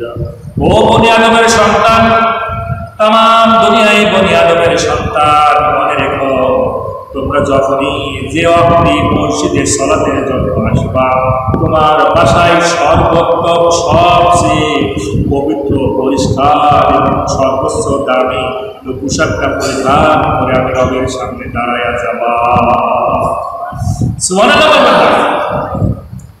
এই ঘোষণা কে দিয়েছে?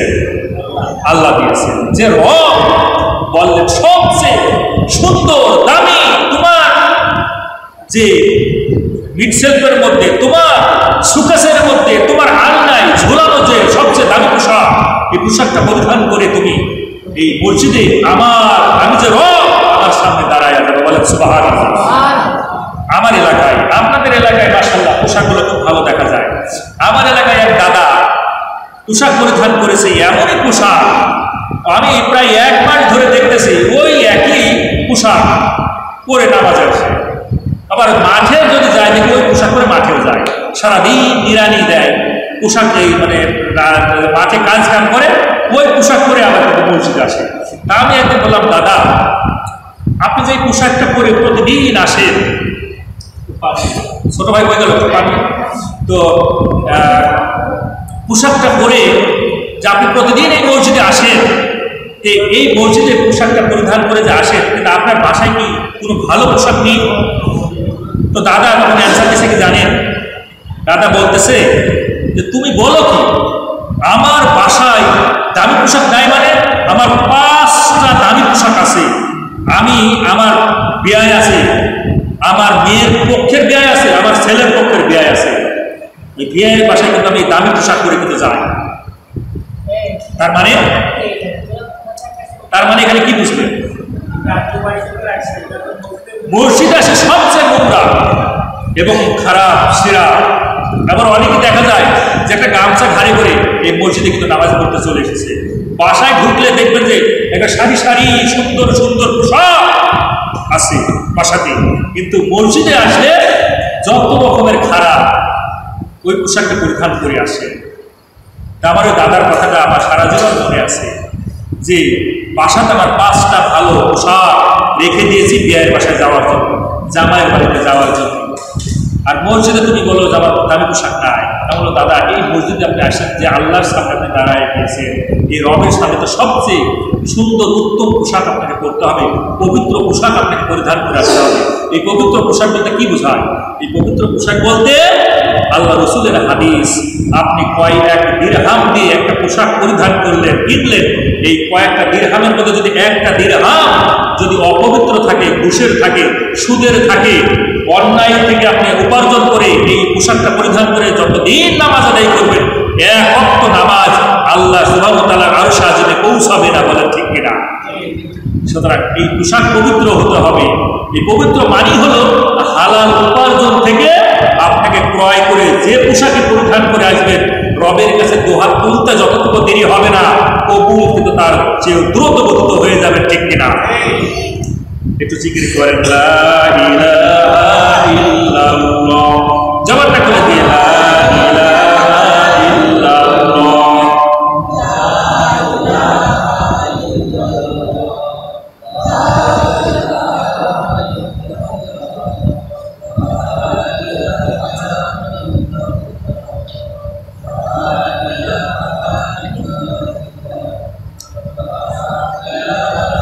জীবনের মালিক তুমি আল্লাহ, মরণের মালিক তুমি আল্লাহ, তোমার কাছে ফিরে যাব, কবরের মালিক তুমি আল্লাহ, হাসরের মালিক তুমি আল্লাহ, মিজানের মালিক তুমি আল্লাহ, উসিরাতের মালিক তুমি আল্লাহ, আখিরাতের মালিক তুমি আল্লাহ। লা ইলাহা ইল্লাল্লাহ, লা ইলাহা ইল্লাল্লাহ, লা ইলাহা ইল্লাল্লাহ, মুহাম্মাদুর রাসূলুল্লাহ সাল্লাল্লাহু আলাইহি ওয়াসাল্লাম। তাহলে যে কথা আসতেছিলাম, আল্লাহর কোরআনুল কারীম স্পষ্ট দলিল দিয়ে দিলেন, ইনদা কুল্লি মসজিদ, যতবার মসজিদে আপনি আসবেন, খুযু জিনাতাকুম, খুযু জিনাতাকুম, আপনার বাসার মধ্যে সর্বোত্তম যে পোশাক থাকবে ওই পোশাকটা পরে মসজিদে এসে রবের সামনে দাঁড়ায় যাবেন ইনশাআল্লাহ। আমরা পরবর্তীতে এই মাইকের আওয়াজ যত দূর যায়, যে সকল মুসল্লিরা এই কথাগুলো শুনতেছেন, যে সকল মা এবং বোনেরা কথাগুলো শুনতেছেন, আপনার পরিবারে আপনার তুলে রাখা যে সবচেয়ে দামি পোশাক, ওই পোশাকটা যে পোশাকটা আপনি ভ্যানওয়ালাকে দেখান, যে পোশাকটা আপনি ওই মার্কেটের দোকানদারকে দিয়ে দেখান, ওই রকম না দেখিয়ে বড় আল্লাহ সুবহানাহু ওয়া তাআলার সামনে এই সুন্দর পোশাকটা পরিধান করে দাঁড়ায় যাবেন সালাতের জন্য। ঠিক কিনা? আল্লাহ কবুল করে নেবেন, বলেন আমিন আমিন। এই ফকিহ এবং মুহাদ্দিসগণের মধ্যে লিবাসের 5টা মত ব্যক্ত করেছে। 1 নাম্বার হলো এই পোশাক আমাদের শরীর এবং লজ্জাস্থানকে ঢেকে রাখে। 2 নাম্বার হলো এই পোশাক পরিধান করলে আমাদের নিজেদেরকে সজ্জিত করে, মানে শোভাবর্ধন করে, সৌন্দর্য বৃদ্ধি করে। কিন্তু আমরা যদি খেয়াল করি, এক শ্রেণীর মানুষ তারা মনে করে যে পোশাক যত খুলবো সৌন্দর্য তত ফুটে উঠবে। ঠিক কিনা? চিত্র জগতে দেখা যায়, পরিমণিকে দেখা যায়, ওই শাবানা, ববিতা, ওই শাহরুখ খান, সালমান খান, এরপরে কারিনা কাপুর, ঐশ্বরিয়া, বিপাশা বসু, কি যেন আর আছে ভাইরা, আর কি নাম আছে নায়িকাদের জানা আছে তোমাদের? আর জানা নাই না? এই যে নায়িকারা চিত্র জগতে, এদের দিকে তাকালে মনে হয় পোশাক যত বলে ওদের সৌন্দর্য তত আরো বেশি বেরিয়ে যায়। আসলে কি তাই? আল্লাহ বললেন যত ঢাকবা তোমার সৌন্দর্য তত কি হবে? বৃদ্ধি পাবে। যুবক ভাইরা, পোশাক যত পরিধান করবে তত শোভা বৃদ্ধি পাবে না কমবে? শোভা বৃদ্ধি পাবে, সৌন্দর্য বৃদ্ধি পাবে।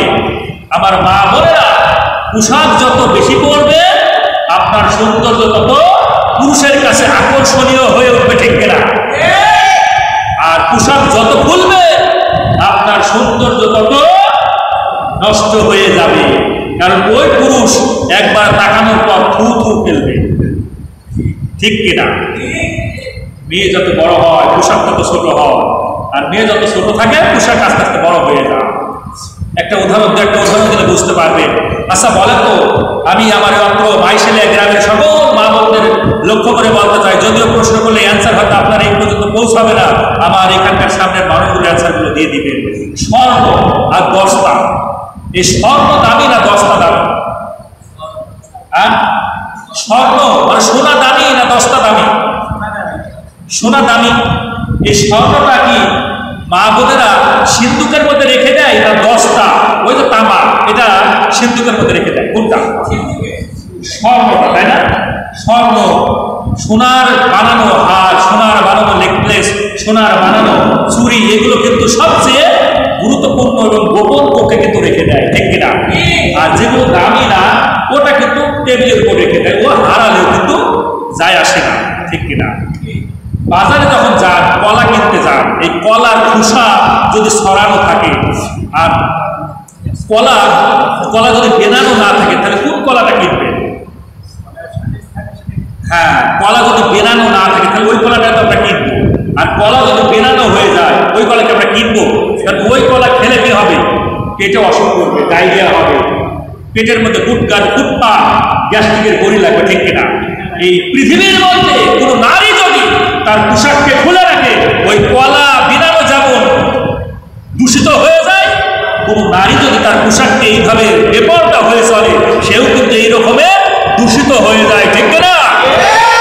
আর এই রকমের পোশাক পরে যারা বাইরে বের হয়, এদেরকে যারা গ্রহণ করবে তাদের কিন্তু এরকম গুটগাট ফুটপা, এরকমের চরিত্রের মধ্যে প্রবেশ হয়ে যাবে। ঠিক কিনা? আল্লাহ রাব্বুল আলামিন কোরআনুল কারীমের মধ্যে সূরা আলে ইমরান 3তম সূরা আলে ইমরানের 14তম আয়াতে কারিমার মধ্যে বললেন, সুয়্যিনা লিন-নাসি হুব্বুশ শাহাওয়াতি মিনান নিসা। আল্লাহ ডাকতে বললেন, তামাম দুনিয়ার মধ্যে আমি 7টা জিনিসকে সবচেয়ে আকর্ষণীয়, সবচেয়ে বেশি সৌন্দর্য করে তৈরি করেছি। কয়টা জিনিসকে? 7টা জিনিসকে এই পৃথিবীর মধ্যে আল্লাহ সবচেয়ে দামি, সবচেয়ে সৌন্দর্য, সবচেয়ে আকর্ষণীয় করে তৈরি করেছে। তার মধ্যে 1 নাম্বার হলো নারী। তার মধ্যে 1 নাম্বার কি? নারী। এ যত বেশি পর্দার মধ্যে থাকবে পুরুষের জন্য তত আকর্ষণীয় হয়ে যাবে।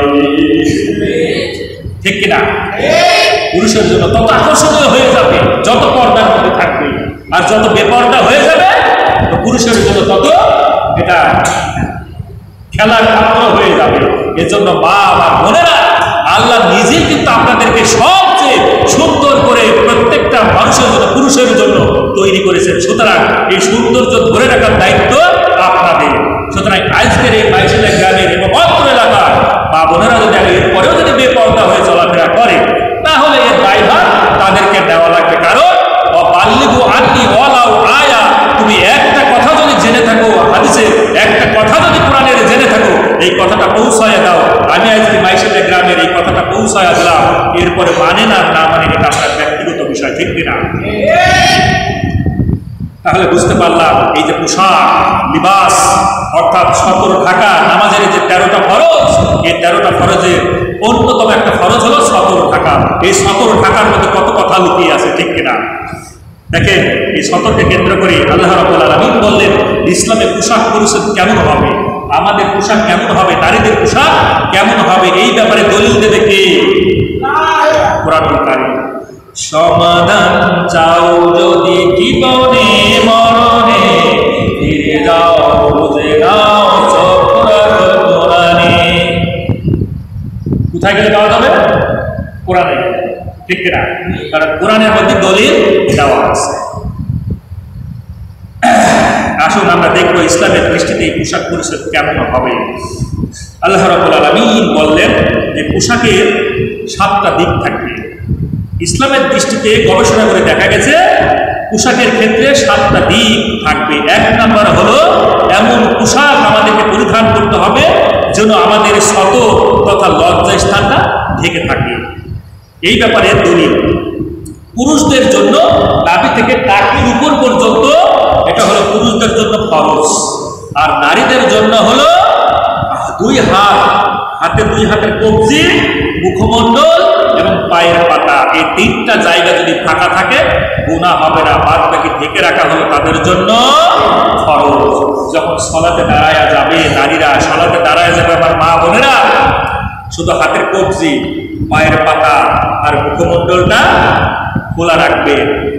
এছাড়াও যদি আপনার একটা চুলের কণাও যদি বেরিয়ে থাকে, আপনি যতই অন্ধকার জগতের মধ্যে নামাজ আদায় করেন না কেন, এরপরে সালাত হবে না, সালাত কবুল করেন না। দেখেন, এই টাকনুর নিচে যদি কেউ পোশাক পরিধান করে, আমার যুবক ভাইরা এই কথাগুলো খুব মনোযোগ দিয়ে শুনবেন। এবার তোমাদের ব্যাপারে আসতেছে, টাকনুর নিচে যদি কেউ পোশাক পরিধান করে, প্যান্ট, পায়জামা, লুঙ্গি, গেজা, এই জাতীয় কোনো পোশাক যদি টাকনুর নিচে পরিধান করে, আল্লাহ সুবহানাহু ওয়া তাআলার হাবিব বিশ্বনবী বললেন তার সালাত কবুল হবে না। একজন মানুষ সালাত আদায় করতে আসলেন, বিশ্বনবী বসে আছেন, এমন সময় লোকটা সালাত আদায় করার পর বিশ্বনবী ডাক দিলেন আর বললেন যাও ওযু করে আসো। আবার লোকটা ওযু করে আসলেন, এরপরে আবার সালাতে দাঁড়ালেন, আবার বিশ্বনবী ডাক দিয়ে বললেন এদিকে আসো, যাও ওযু করে আসো, আবার সালাত আদায় করো। এরপরে লোকটা আবার ওযু করে আসলেন, আবার সালাতে দাঁড়ালেন, এরপরে বিশ্বনবী আবার ডাক দিয়ে বললেন তুমি এদিকে আসো, যাও ওযু করে আসো আর সালাত আদায় করো। 3বারের পর 3বারের বেলায় আল্লাহর পয়গম্বরের সামনে ওই লোকটা বললেন ইয়া রাসূলুল্লাহ, এর চেয়ে উত্তম ভাবে আমি ওযু করতেও পারি না, এর চেয়ে উত্তম ভাবে আমি নামাজ আদায় করতে পারি না, কারণটাকে আমাকে বলে দিন। আল্লাহ রাসূল বললেন ও লোক শোনো, তুমি যে টাকনুর নিচে পোশাক পরিধান করে রেখেছো, তুমি যদি কিয়ামত পর্যন্ত এইভাবে সালাত আদায় করো, তোমার সালাত আল্লাহর দরবারে কবুল হবে না, আল্লাহর দরবারে কবুল হবে না। যদি আমরা টাকনুর নিচে পোশাক পরিধান করি, শুধু সালাতের সময় তা নয়, 24 hours you have to maintain this type of dress. এই ধরনের পোশাক তোমাকে 24 আওয়ার 24 ঘন্টায় পরতে হবে, ঠিক কিনা? পুরুষের জন্য টাকনুর উপরে আর মেয়েদের জন্য টাকনু ঢেকে রাখা ফরজ। অথচ দেখা যায় যে মেয়েরা টাকনুর উপরে পোশাক পরিধান করে আর ছেলেরা টাকনু ঢেকে পোশাক পরিধান করে, উল্টা হয়ে গিয়েছে সমাজে। আপনি বাবা, আপনি মা, আপনার চোখে কি পড়ে না যে আপনার মেয়েটা টাকনুর উপরে পোশাক পরে কলেজে যাচ্ছে? আপনার কি চোখে পড়ে না আপনার মেয়েটা, আপনার ছেলেটা টাকনু ঢেকে টাকনু বের করে কলেজে যাচ্ছে, হাই স্কুলে যাচ্ছে, ভার্সিটিতে যাচ্ছে? এটা কি আপনার চোখে পড়ে না? আপনি as a father, why not you give this type of direction? কেন তুমি এই ধরনের ডিরেকশন দিচ্ছ না তোমার সন্তানকে? বাবা, এইরকম পোশাক পরিধান করা যাবে না। আসলে আমরা বাবারাই তো জানি না যে কি রকমের পোশাক পরিধান করতে হয়, এই লিবাস কি ধরনের হবে। আজকের এই আলোচনা থেকে প্রত্যেকটা মুসলমান প্রত্যেকটা মাইজেলা গ্রামের মানুষ জেনে নেবে এই ধরনের পোশাক কিন্তু আপনাদেরকে পরা লাগবে। যদি বাঁচতে চান, এই দুনিয়াতে যদি কামিয়াবি হতে চান, আর আখিরাতের জিন্দেগিতে যদি মুক্তি পেতে চান, তাহলে অবশ্যই পুরুষদের জন্য টাকনুর উপরে পোশাক পরিধান করতে হবে, আর মেয়েদের জন্য টাকনুর ঢেকে পোশাক পরা লাগবে। 2 নম্বর হলো আল্লাহ তাআলা কিয়ামতের দিন, কিয়ামতের ময়দানে যারা টাকনুর পোশাক পরিধান করে তাদেরকে কিয়ামতের ময়দানে আল্লাহ ফিরেও তাকাবে না। এই হাদিসটা প্রত্যেকটা হাদিস গ্রন্থের মধ্যে এসেছে। আল্লাহ রাসূলের সাহাবী আবু যর গিফারী রাদিয়াল্লাহু তাআলা আনহু বর্ণনা করলেন, বলেন নবী সাল্লাল্লাহু আলাইহি ওয়াসাল্লাম সালাসাতুন লা ইউকাল্লিমুহুল্লাহ, আল্লাহ রাব্বুল আলামিন কিয়ামতের দিন 3 প্রকার মানুষের সঙ্গে সাক্ষাৎ করবেন না, দেখবেন না, তাদেরকে আল্লাহ রাব্বুল আলামিন কথাও বলবেন না। সালাসাতুন 3 প্রকার, সালাসাতুন লা ইউকাল্লিমুহুল্লাহ লা ইয়ানজুরু ইলাইহিম ইয়াওমাল কিয়ামাহ, কিয়ামতের দিন আল্লাহ রাব্বুল আলামিন তাদেরকে ইয়ানজুরু দৃষ্টিপাত করবেন না, লা ইউযাক্কিহিম ওয়া লাহুম আযাবুন আলীম, আল্লাহ রাব্বুল আলামিন কিয়ামতের ময়দানে তাদেরকে পবিত্র করবেন না, ওয়া লাহুম আযাবুন আলীম, তাদেরকে আযাবের মধ্যে ডুবিয়ে দিবেন। কুলতু, আল্লাহ রাসূলের সাহাবী আবু যর গিফারী প্রশ্ন করলেন, কুলতু মান হুম ইয়া রাসূলুল্লাহ, কদ খাবু ওয়া খাসিরু, ও আল্লাহ রাসূল এই মানুষগুলো কারা যে কিয়ামতের ময়দানে আল্লাহ তাদের দিকে তাকাবেন না? কদ খাবু, নিশ্চয় তারা ক্ষতিগ্রস্ত, ওয়া খাসিরু, নিশ্চয় তারা ধ্বংস হয়ে গিয়েছে। আল্লাহ রাসূলকে 3 বার প্রশ্ন করলেন আবু যর গিফারী, আল্লাহ রাসূল 3 বারই বললেন ধ্বংস তাদের জন্য, তাদেরকে পবিত্র করবেন না, তাদের দিকে তাকাবেন না, কিয়ামতের ময়দানে তাদের জন্য আল্লাহ বরাদ্দ করে দিবেন জাহান্নাম, উন্মুক্ত করে দিবেন জাহান্নাম। আল্লাহ রাসূলকে জিজ্ঞেস করলেন, ইয়া রাসূলুল্লাহ আপনি বলে দিন এই মানুষ কারা?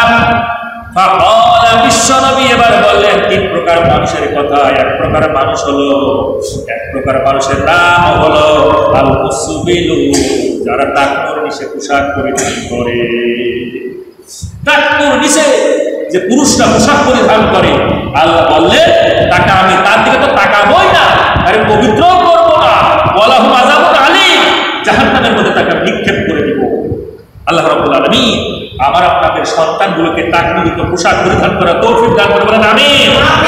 আমার যুবক ভাইদেরকে বলতে চাই, আমার যুবতী বোনদের বলতে চাই, টাকনুর নিচে যদি পোশাক তোমাদের থাকে, যুবক ভাইরা কালকে টেইলর্সের কাছে গিয়ে, দর্জির কাছে গিয়ে প্রত্যেকটা তোমার পোশাক, প্রত্যেকটা তোমার প্যান্ট তুমি টাকনুর উপরে পরিধান করার জন্য কেটে ফেলবা। দর্জিকে বলবা, ভাই এই 10 টাকা 20 টাকা যা নাই নাও, তুমি এই পোশাক কেটে ফেলো। এই পৃথিবীর মধ্যে সবচেয়ে চেহারাবান যে মানুষটাকে আল্লাহ পাঠিয়েছেন সেই মানুষটার নাম কি? এই যুবক ভাইরা বলো, এই পৃথিবীর মধ্যে সবচেয়ে সুন্দর করে যে মানুষটাকে পাঠিয়েছেন সেই মানুষটার নাম কি? নাম কি? মুহাম্মদ আহমদ আরবি নবী সাল্লাল্লাহু আলাইহি ওয়াসাল্লাম। এই পৃথিবীর মধ্যে সবচেয়ে যে মানুষটাকে মডেল হিসেবে পাঠালেন সেই মানুষটার নাম কি? বিশ্ব নবী। এই পৃথিবীর মধ্যে সবচেয়ে সৌন্দর্য করে যে মানুষটাকে পাঠালেন সেই মানুষটার নাম হলো আরবের ওই মুহাম্মদ সাল্লাল্লাহু আলাইহি ওয়াসাল্লাম। সেই মুহাম্মদ যদি এত সুন্দর হয়, সেই মুহাম্মদ যদি এত দামি হয়, সেই মুহাম্মদ যদি আল্লাহ সুবহানাহু ওয়া তাআলা তাকে সবচেয়ে সুন্দর করে সৃষ্টি করে থাকেন, সেই মুহাম্মদ কিন্তু টাকনুর উপরে পোশাক পরিধান করেছিলেন, ঠিক কিনা? তুমি এত কি চেহারা বা, তোমার এমন কি যৌবন, তোমার এত কি চেহারা, তুমি টাকনুর নিচে পোশাক পরিধান করো? টাকনুর উপরে পোশাক পরিধান করলে তোমার সৌন্দর্য বেড়ে যাবে, তোমার যে গুপ্ত অঙ্গ, তোমার যে যৌনাঙ্গ, এটা পাওয়ার বেড়ে যাবে। বলেন সুবহানাল্লাহ। আজকের যুবক ভাইরা ওই কলকাতার হারবালের দিকে নজর দেয়। কেন কলকাতার হারবালের দিকে নজর দেয়? ওই তুরক সন্ধি দেয় না, ভাই দেয় না, বিয়ে কথা শুনলেই আগে কলকাতা হারবালের দিকে নজর হয়ে যায় যে আমার শরীরের সমস্যা। এই সমস্যা কেন কি আইডেন্টিফাই করেছে? সায়েন্স কি বলতেছে? যুবক ভাইদের যখনই বিবাহের ব্যবস্থা করা হয়, গোপনে গোপনে ডাক্তারের কাছে গিয়ে বলেছে, ডাক্তার সাহেব আমার তো বিয়ের ব্যবস্থা করে ফেলেছে, আমার তো অবস্থা এই, আমার তো সেই রুগী আসার আগে, মানে ডাক্তার আসার আগে রুগী মারা যায়, এই অবস্থা, শরীরের এই অবস্থা, তা আপনি ট্রিটমেন্ট করেন। আগে কিন্তু কলকাতা, হারবালা, তুরচন্দন এই সকল জায়গাতে কিন্তু যুবকরা পরে থাকে। কেন? কারণ হলো টাকনুর নিচে পোশাক যদি পরিধান করে, সূর্য থেকে যে একটা রশি এই টাকনুর উপরে পোশাকটা থাকতো, তাহলে এই গিটের উপরে এই টাকনুর এই জায়গায় গিট, এখানে কিন্তু সূর্যের রশির সাথে কানেকশন আছে। এখানকার যে হরমোন আছে, এই হরমোনের সাথে কি হয়ে সিক্রেশন হয়ে আমাদের যে যৌন অঙ্গ আছে, আমাদের যে টেস্টিকল আছে, টেস্টিস আছে, আমাদের যে সেক্সুয়াল আছে, এগুলোতে আল্লাহ সুবহানাহু ওয়া তাআলা বরকত দিয়ে পাওয়ার পায়। বলেন সুবহানাল্লাহ। এই জন্য মাঝে মাঝে দেখা যায় হুজুরদের একটা বই হয় না, 4-5টা লাগে, তাই না? অনেক হুজুরের 2টা 3টা। ইসলাম এই জন্যই বলেছে, কোরআনুল কারীমে এই জন্যই বলেছে 2টা বিয়ে। প্রথম এই সূরা নিসার ভিতরে বলছে বিয়ে করো 2, 3 অথবা 4। হুজুর ঠিক বলে নাই কেন? কারণ আল্লাহ তো জানে যারা সঠিক পথে থাকবে, তার উপর যারা পোশাক পরিধান করবে, আল্লাহ সুবহানাহু ওয়া তাআলা তাদের সব কিছুতে বরকত বাড়ায় দিবেন। বলেন সুবহানাল্লাহ। আজ থেকে আমরা চেষ্টা করব এরকম পোশাক পরিধান করার জন্য। কিয়ামত পর্যন্ত জমিনের ভিতরে তলিয়ে দিতে থাকবেন বনী ইসরাঈলের যুগের একজন মানুষ, সে টাকনুর নিচে পোশাক পরিধান করে, দামি পোশাক করে নিজেকে একেবারে ভাব নিতে নিতে, একবার গাম্ভীর্য নিতে নিতে চলতেছে রাস্তা দিয়ে। আল্লাহ রাব্বুল আলামিন হঠাৎ ওই জমিনের নিচে তাকে ধসিয়ে দিলেন এবং কিয়ামত পর্যন্ত এই মানুষটা জমিনের নিচে বসতেই থাকবে। হাদিসের কথা এটা এসেছে মিশকাতুল মাসাবির ভিতরে আব্দুল্লাহ ইবনে উমর রাদিয়াল্লাহু আনহু এই ঘটনাটা বর্ণনা করেছেন। এরপর আরেকটা হলো টাকনুর নিচে যদি কেউ পোশাক পরিধান করে, ওই জায়গাটা জাহান্নামের মধ্যে জ্বলতে থাকবে। সুতরাং এই টাকনুর নিচে পোশাক পরিধান করা যাবে না। এরপরে দেখেন ভূষণ আমাদের কেমন হবে, পোশাকটা আমাদের কেমন হবে। এমন পোশাক আপনাকে পরিধান করা লাগবে যে পোশাকটা পরিধান করলে আমাদের সৌন্দর্য বৃদ্ধি পাবে, ইসলামের দৃষ্টিতে ভালো লাগবে। পোশাক ব্যক্তির পদমর্যাদা অনুযায়ী হবে, অর্থাৎ আমার পদমর্যাদা অনুযায়ী কিন্তু এই পোশাকটা হবে। আল্লাহ রাসূল সাল্লাল্লাহু আলাইহি ওয়াসাল্লামের ছাত্র আবু উমামা ইয়াসিবনু সাল্লাল্লাহু রাদিয়াল্লাহু তাআলা আনহু হতে বর্ণনা করা হয়েছে পোশাক কেমন হবে। আল্লাহর হাবিব বিশ্বনবী বললেন যে তোমরা কি শুনতেছো না? মনোযোগের সঙ্গে আমার কথা শোনো। আল্লাহ রাসূল বলছে, ও আমার সাহাবীরা, মনোযোগের সঙ্গে আমার কথাগুলো শোনো। তোমরা সাদামাটা জীবনযাপন করো, কোনো গাম্ভীর্য, কোনো জাঁকজমকপূর্ণ জীবনযাপন তোমরা করো। এরপরে আল্লাহ হাবিব বিশ্বনবী বললেন, যে ব্যক্তি দুনিয়াতে সুনামের পোশাক পরিধান করবে, কিয়ামতের ময়দানে সে জাহান্নামের পোশাক পরবে। কেউ যদি মনে করে দুনিয়াতে আমি যে পোশাকটা পরবো মানুষ আমার সুনাম করবে, মানুষ আমাকে বলবে বাহ লোকটা দেখছো কি দামি পোশাক পরেছে রে, আর এও কিন্তু শুনে নিজেকে মনে করে যাক আমার এই পোশাকটা পরে আমি নিজেকে সাকসেসফুল মনে করেছি। কারণ লোকজন আমাকে বলতেছে খুব দামি পোশাক, গর্জিয়াস পোশাক, এই পোশাকটা খুব দামি। মানুষ বলে যে বাপরে বাপ এই লোকটা তো যেমন ডরে পোশাকও তেমন ডরে। এই রকমের সুনাম নেওয়ার জন্য, এই রকমের সে মানুষের কাছ থেকে মানে প্রশংসা নেওয়ার জন্য যদি পোশাক পরিধান করে, আল্লাহর হাবিব বিশ্বনবী বললেন কিয়ামতের ময়দানে সে জাহান্নামের পোশাক পরিধান করবে। আল্লাহ রাব্বুল আলামিন আমাদের এই ধরনের পোশাক থেকে হেফাজত করুন, বলেন আমিন। আল্লাহর হাবিব বিশ্বনবী সাল্লাল্লাহু আলাইহি ওয়াসাল্লাম বললেন, অমুসলিমদের পরিচয় বহনকারী পোশাক পরিধান করা যাবে না। যারা অমুসলিম বেধর্মী তারা যে ধরনের পোশাক পরে, তাদের যে ধরনের পোশাকের একটা চিহ্ন আছে, এই রকমের চিহ্ন পরিধান করা যাবে না। এরপরে নারী কখনো পুরুষের পোশাক পরবে না, পুরুষ কখনো নারীদের পোশাক পরিধান করবে না। এখন তো অনেক যুবক ভাইদের হাতে দেখা যায় বালা, মানে ব্রেসলেট, বালা দিয়ে মানে দিয়েছে, কানে একটা দুল। আবার দেখা গেল যে ওই নারীরা, আমার অনেক যুবতী বোনেরা আছে জিন্সের প্যান্ট টি শার্ট পরে দেখা গেল স্কুল কলেজে যাচ্ছে। বাবারা যাক মেয়ে আমার এই মাত্র মনে যৌবনে পা দিল, এই সমাজে আমার মেয়ে একটা ভদ্রতায় পরিণত হয়েছে। আসলে কিন্তু তা নয়, কারণ আপনার মেয়ের পোশাক হবে মেয়েরই পোশাক, আর ছেলেদের পোশাক হবে ছেলেদের পোশাক। আপনার মেয়ের পোশাক হবে আম্মাজান আয়েশা রাদিয়াল্লাহু তাআলা আনহা যে পোশাক পরেছে, আম্মাজান খাদিজা যে পোশাক পরেছে, ফাতিমা যে পোশাক পরেছে, ইসলামের নারীরা যে পোশাক পরিধান করেছে, আপনার মেয়েও এই রকমের পোশাক পরিধান করবে, ঠিক কিনা? আর ছেলেরা কোন ধরনের পোশাক করবা? তোমাদের নেতাকে হুসাইন রাদিয়াল্লাহু তাআলা আনহু, যুবকদের নেতা হলো হাসান রাদিয়াল্লাহু তাআলা আনহু, ঠিক কিনা? প্রত্যেকটা জুম্মায় খুতবায় বলা হয় না, বলে হাসান ওয়াল হুসাইন রাদিয়াল্লাহু তাআলা আনহু, বলে না? জান্নাতের সর্দার কারা? হাসান এবং হুসাইন রাদিয়াল্লাহু তাআলা আনহু। আর যুবক ভাইরা যদি এখন তোমরা অনুসরণ করো শাকিব খানকে, যদি অনুসরণ করো ওই কি যেন মায়ের খেলো কিনা দুয়ের আগে আছি কি আলম যেন টিকটক করে, মনে নাই? শাহরুখ খানকে যদি অনুসরণ করো, সালমান খানকে যদি অনুসরণ করো, এরকমের যদি জীবনযাপন করো, তাহলে কিন্তু জাহান্নামের মধ্যে যেতে হবে। তোমাদের আদর্শ হবে হুসাইন রাদিয়াল্লাহু তাআলা আনহু, হাসান রাদিয়াল্লাহু তাআলা আনহু, তাদের জীবন তোমাদেরকে পড়তে হবে, তাদের বই তোমাদেরকে রাখতে হবে, রসুলের জীবন চরিত্র তোমাদের ঘরে থাকা লাগবে। কারণ যে রসুল আমাদেরকে কিয়ামতের দিন শাফাআত করবে, সেই রসুলের যদি একখানা জীবন চরিত্র আমাদের ঘরে না থাকে, তাহলে আমাদের ঘরে কি আছে? আপনি প্রতিদিন প্রতি মাসে হাজার হাজার টাকা ইনকাম করেন, অথচ আপনার পরিবারে একটা বুখারী শরীফ নাই, আপনার পরিবারে একটা মুসলিম শরীফ নাই, আপনার পরিবারে একটা রসুলের সিরাত গ্রন্থ নাই, আপনার পরিবারে একটা কোরআনুল কারীমের বাংলা শাব্দিক অর্থ সহ নাই, তাহলে আপনি কিভাবে নিজেকে মুসলিম দাবি করতে পারেন? আমার বুঝে আসা গেল, যত টাকা ইনকাম করেন একটা অংশ ইসলামের জন্য রেখে দিবেন, একটা অংশ ইসলামের কাজে ব্যয় করবেন, একটা অংশ দান খয়রাতে ব্যয় করবেন। বরকত দিবেন কে? দান খয়রাত করলে বরকত দিবেন কে? সম্পদের মালিক কে? আমার মালিক কে? দুনিয়ার মালিক কে? সুতরাং মাথায় রাখা লাগবে। এবার আসুন, আমাদেরকে তাকওয়ার পরিচয় বহন করে পোশাক পরিধান করা লাগবে। কেমন পোশাক? তাকওয়ার পরিচয় বহন করে এই রকমের পোশাক পরিধান করা লাগবে। আর একটা হলো পোশাক সবসময় পরিচ্ছন্ন এবং পবিত্র থাকা লাগবে। সর্বশেষ যে ইসলামের দৃষ্টিতে যে পোশাকগুলো হারাম, এটা আমরা দেখব। 10 রকমের পোশাক ইসলামের দৃষ্টিতে হারাম। কয় রকমের? 10 রকমের। আমরা এগুলো জেনে ইনশাআল্লাহ আমল করার চেষ্টা করব। এই 10 রকমের পোশাক ইসলামের দৃষ্টিতে প্রত্যেকটা নরনারীর জন্য হারাম। মাথায় রাখবেন, এই রকম পোশাক পরিধান করা যাবে না। আল্লাহ রাব্বুল আলামিন জানিয়ে দিলেন এই কি পোশাক নর এবং নারীর জন্য হারাম। তার মধ্যে 1 নম্বর হলো পুরুষের জন্য রেশমের পোশাক পরিধান করা হারাম। কি পোশাক?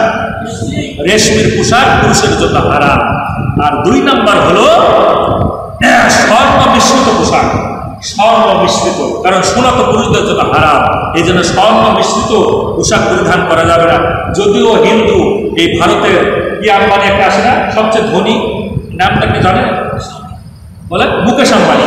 এই মুকেশ আম্বানি এই পৃথিবীর মধ্যে 10 জন যদি ধনী থাকে, তার মধ্যে তিনি কিন্তু একজন।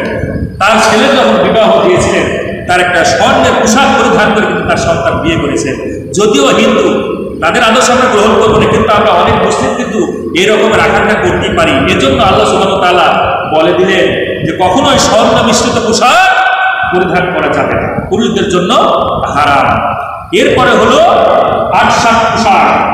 কোনো মা বোন এবং আমার যুবক ভাইরা এবং যুবতী বোনেরা এবং পুরুষ কেউ আটসাক পোশাক পরিধান করা যাবে না। যে পোশাকগুলো চিপা টাইট, এইরকম পোশাক পরিধান করা যাবে না। কারণ এই পোশাক যদি আপনি পরিধান করেন, তাহলে কি হবে? আপনার অঙ্গগুলো, প্রত্যঙ্গগুলো কিন্তু দেখা যাবে। আর এগুলো দেখলে যে কোনো একটা মানুষের মধ্যে ক্রিয়া প্রতিক্রিয়া শুরু হতে পারে। কারণ আমরা মানুষ, আল্লাহ সুবহানাহু ওয়া তাআলা আমাদের মধ্যে রিপু দিয়েছে। এর মধ্যে একটা রিপু হলো কি? যৌনতা রিপু একটা দিয়েছে, কাম ক্রোধ এই রকমের রিপু দিয়েছেন। এই কামের যে রিপু দিয়েছেন, এই কারণে আমরা কিন্তু অনেকেই কি হতে পারি? খারাপ জগতে চলে যেতে পারি। আপনার এই বিপর্দা হওয়ার কারণে, আটসাক পোশাক পরিধান করার কারণে। এই জন্য আটসাক পোশাক পরিধান করা যাবে না। এরপরে হলো 4 নম্বর, বেজাতীয় পোশাক পরিধান করা যাবে। বেধর্মীদের যে পোশাক পরিধান করে, এরকম পোশাক পরিধান করা যাবে না। এরপরে 6 নম্বর হলো অশালীন এবং কুরুচিপূর্ণ পোশাক পরিধান করা যাবে না। দেখা যায় একটা টি শার্ট গায়ে দিয়েছে, আর বুকের উপরে একটা আয়ুবাস্তব ছবি নিয়ে একটা ব্যান্ড সঙ্গে ধরে এইভাবে বাজাচ্ছে, আছে না? অনেক যুবক ভাইরা দেখা যায়। আবার দেখা যায় যে সিগারেট হাতে, মানে ভারতের কোনো নায়ক, বাংলাদেশের কোনো নায়ক, হিরো আলম, এই যে কি হিরো আলম, হিরো আলমের নাম শোনেন নাই? হিরো আলমকে 2 একদিন আগে পাঠিয়েছে, মানে এমন প্যানেলে গিয়েছে, কেস করতে গিয়েছিল, যেখানে তাকে ধরে মেরেছে। এটা এখন হিরো আলমের ছবি নিয়ে একটা সিগারেট ধরে টানতেছে। এই রকমের ছবি হয়তো তাকে ভালো লাগে। এই রকমের কুরুচিপূর্ণ অশালীন পোশাক পরিধান করা যাবে না। আমি মাঝে মাঝে কলেজে দেখি কিছু কিছু মেয়ে এরকমের পোশাক পরিধান করে যায়। তবে ম্যাক্সিমাম পোশাক ভালো পোশাক পরে যায়, কিন্তু ওই যে লিবাসুত তাকওয়া এটা অর্জন করে না। পোশাক ভালো পরে কিন্তু দেখা যায় তারা কিন্তু তাদের ওই যে তাকওয়া, আল্লাহর যে একটা ভয়, এটা তখন বোঝা যায় যে বন্ধুদের সঙ্গে যেভাবে ক্লোজলি কথা বলে, মেশে, যেভাবে তাকাতাকি করে, যেভাবে কথাবার্তা আদান প্রদান করে, মোবাইল যে কথাবার্তা বলে, মেসেজিং করে, চ্যাট করে, এই যে WhatsApp, Messenger, imo, Twitter, Google, এরপরে প্রেস মিডিয়া, সব এই সকলে তারা কিন্তু এক্সপার্ট। আর এগুলোতে যখন তারা এই ধরনের কাজগুলো করে তখন কিন্তু লিবাসুত তাকওয়া যালিকা খায়র, এটা কিন্তু তারা পালন করে। 7 নম্বর হলো বর্তমানে ব্যবহৃত বিভিন্ন উলঙ্গ কলামূলক পোশাক পরিধান করা যাবে না। ওই দেখা গেল যে গুপ্ত অঙ্গটা শুধু জাঙ্গি দিয়ে ঢেকে রেখেছে আর বুকের উপরে একটা শুধু দিয়ে দিলে বাদ দিলে সবই সদর ঘাট, এরকমের পোশাক পরিধান করা যাবে। ইসলামের দৃষ্টিতে যে পোশাকটা আমি ইনশাল্লাহ শেষের দিকে বলবো যে কুরআন কি পোশাক আপনাকে পড়তে বলছে। তারপরে 9 নম্বর হলো খ্যাতি বা বড়াই সূচক, খ্যাতিমান এবং বড়াইকারী এরকম পোশাক পরিধান করা যাবে না।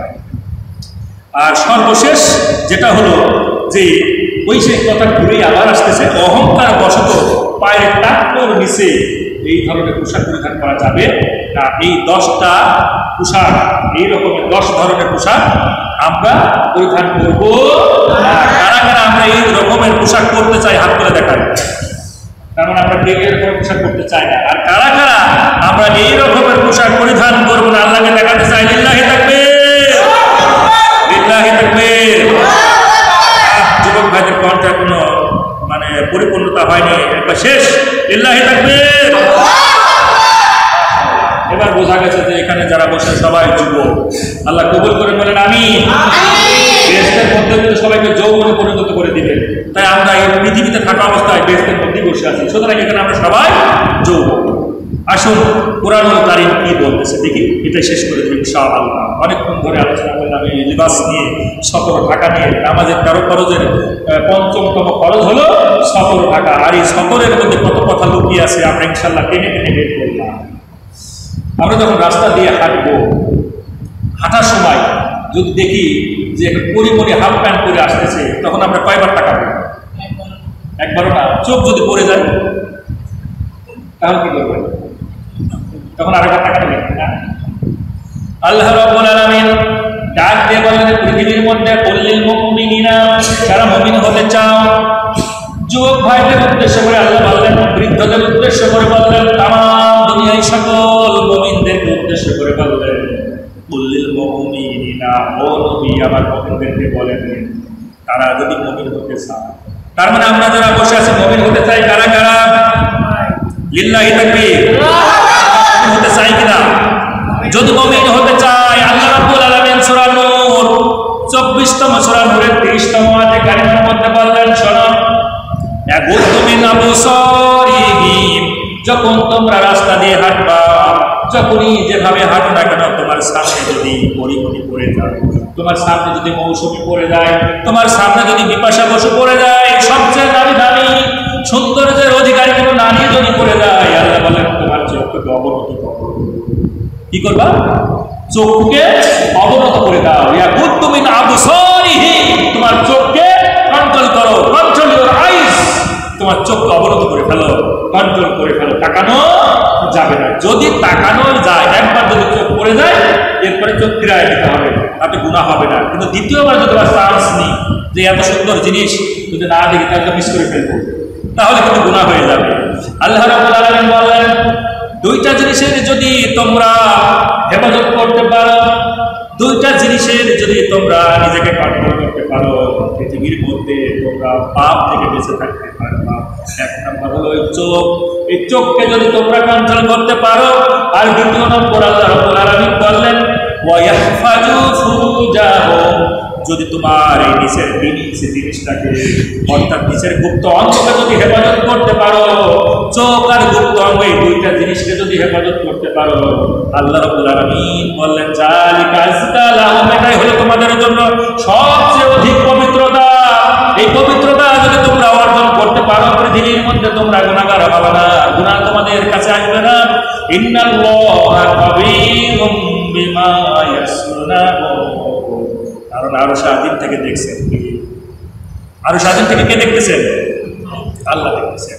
আমরা যদি মানে মিটি করে তাকাই, হয়তো যে আশপাশে থাকে দেখে কেউ দায়িত্ব বলছো আসতেছে, একবার তাকালাম আর একবার তাকায়, কেউ তো দেখতেছে না, কিন্তু দেখতেছেন কে? আল্লাহ কিন্তু শেষে বলেই দিয়েছে, ইন্নাল্লাহ খাবীরুম বিমা ইয়াসনাউন, তোমাদের প্রত্যেকটা কার্যবলী কিন্তু আমি আরো স্বাধীন থেকে দেখতেছি। কার দিকে তাকাচ্ছ আর তোমার এই গুপ্ত অঙ্গকে হেফাজত করতেছে কি করতেছে আল্লাহ সব দেখতে পাচ্ছেন। এই যে 3 ইঞ্চি, আল্লাহ রসুলও বললেন তোমরা যদি 3 ইঞ্চি দুইটা জিনিসের হেফাজত করতে পারো, তাহলে এই 3 ইঞ্চি দুইটা জিনিসের যদি প্রতিশ্রুতি দিতে পারো, ওয়াদা দিতে পারো যে মিসইউজ করবা না, তাহলে আমি মুহাম্মদ তোমাদেরকে ওয়াদা দিলাম জান্নাতের। বলেন সুবহানাল্লাহ। তার মধ্যে একটা হল জিহ্বা। মানুষের জিহ্বা যদি কন্ট্রোল করতে পারে, এটার যদি ওয়াদা দিতে পারে যে এই জিহ্বা দিয়ে আমি ফাহিশা কথা বলবো না, এই জিহ্বা দিয়ে আমি মিথ্যা সাক্ষী দিব না, এই জিহ্বা দিয়ে আমি কাউকে খারাপ কথা বলবো না, এই জিহ্বা দিয়ে আমি কারোর বিরুদ্ধে গীবত করবো না, এই জিহ্বা দিয়ে কোনো মা বোন পরনিন্দা করবে না, পরচর্চা করবে না, খারাপ ভাষা ব্যবহার করবে না। এই রকমের জিহ্বাকে যদি সে কি করতে পারে, কন্ট্রোল করতে পারে, হেফাজত করতে পারে। আর একটা হলো আমাদের গুপ্ত অঙ্গে যে 3 ইঞ্চি জিনিসটা আছে, এটা যদি আমরা মিসইউজ না করি, আল্লাহ রাসূল বললেন অবশ্যই আমি জান্নাতের ওয়াদা দিলাম। বলেন সুবহানাল্লাহ। আজ বাংলাদেশে সবচেয়ে প্রশাসনিকভাবে ডিবি প্রধান কে ছিল?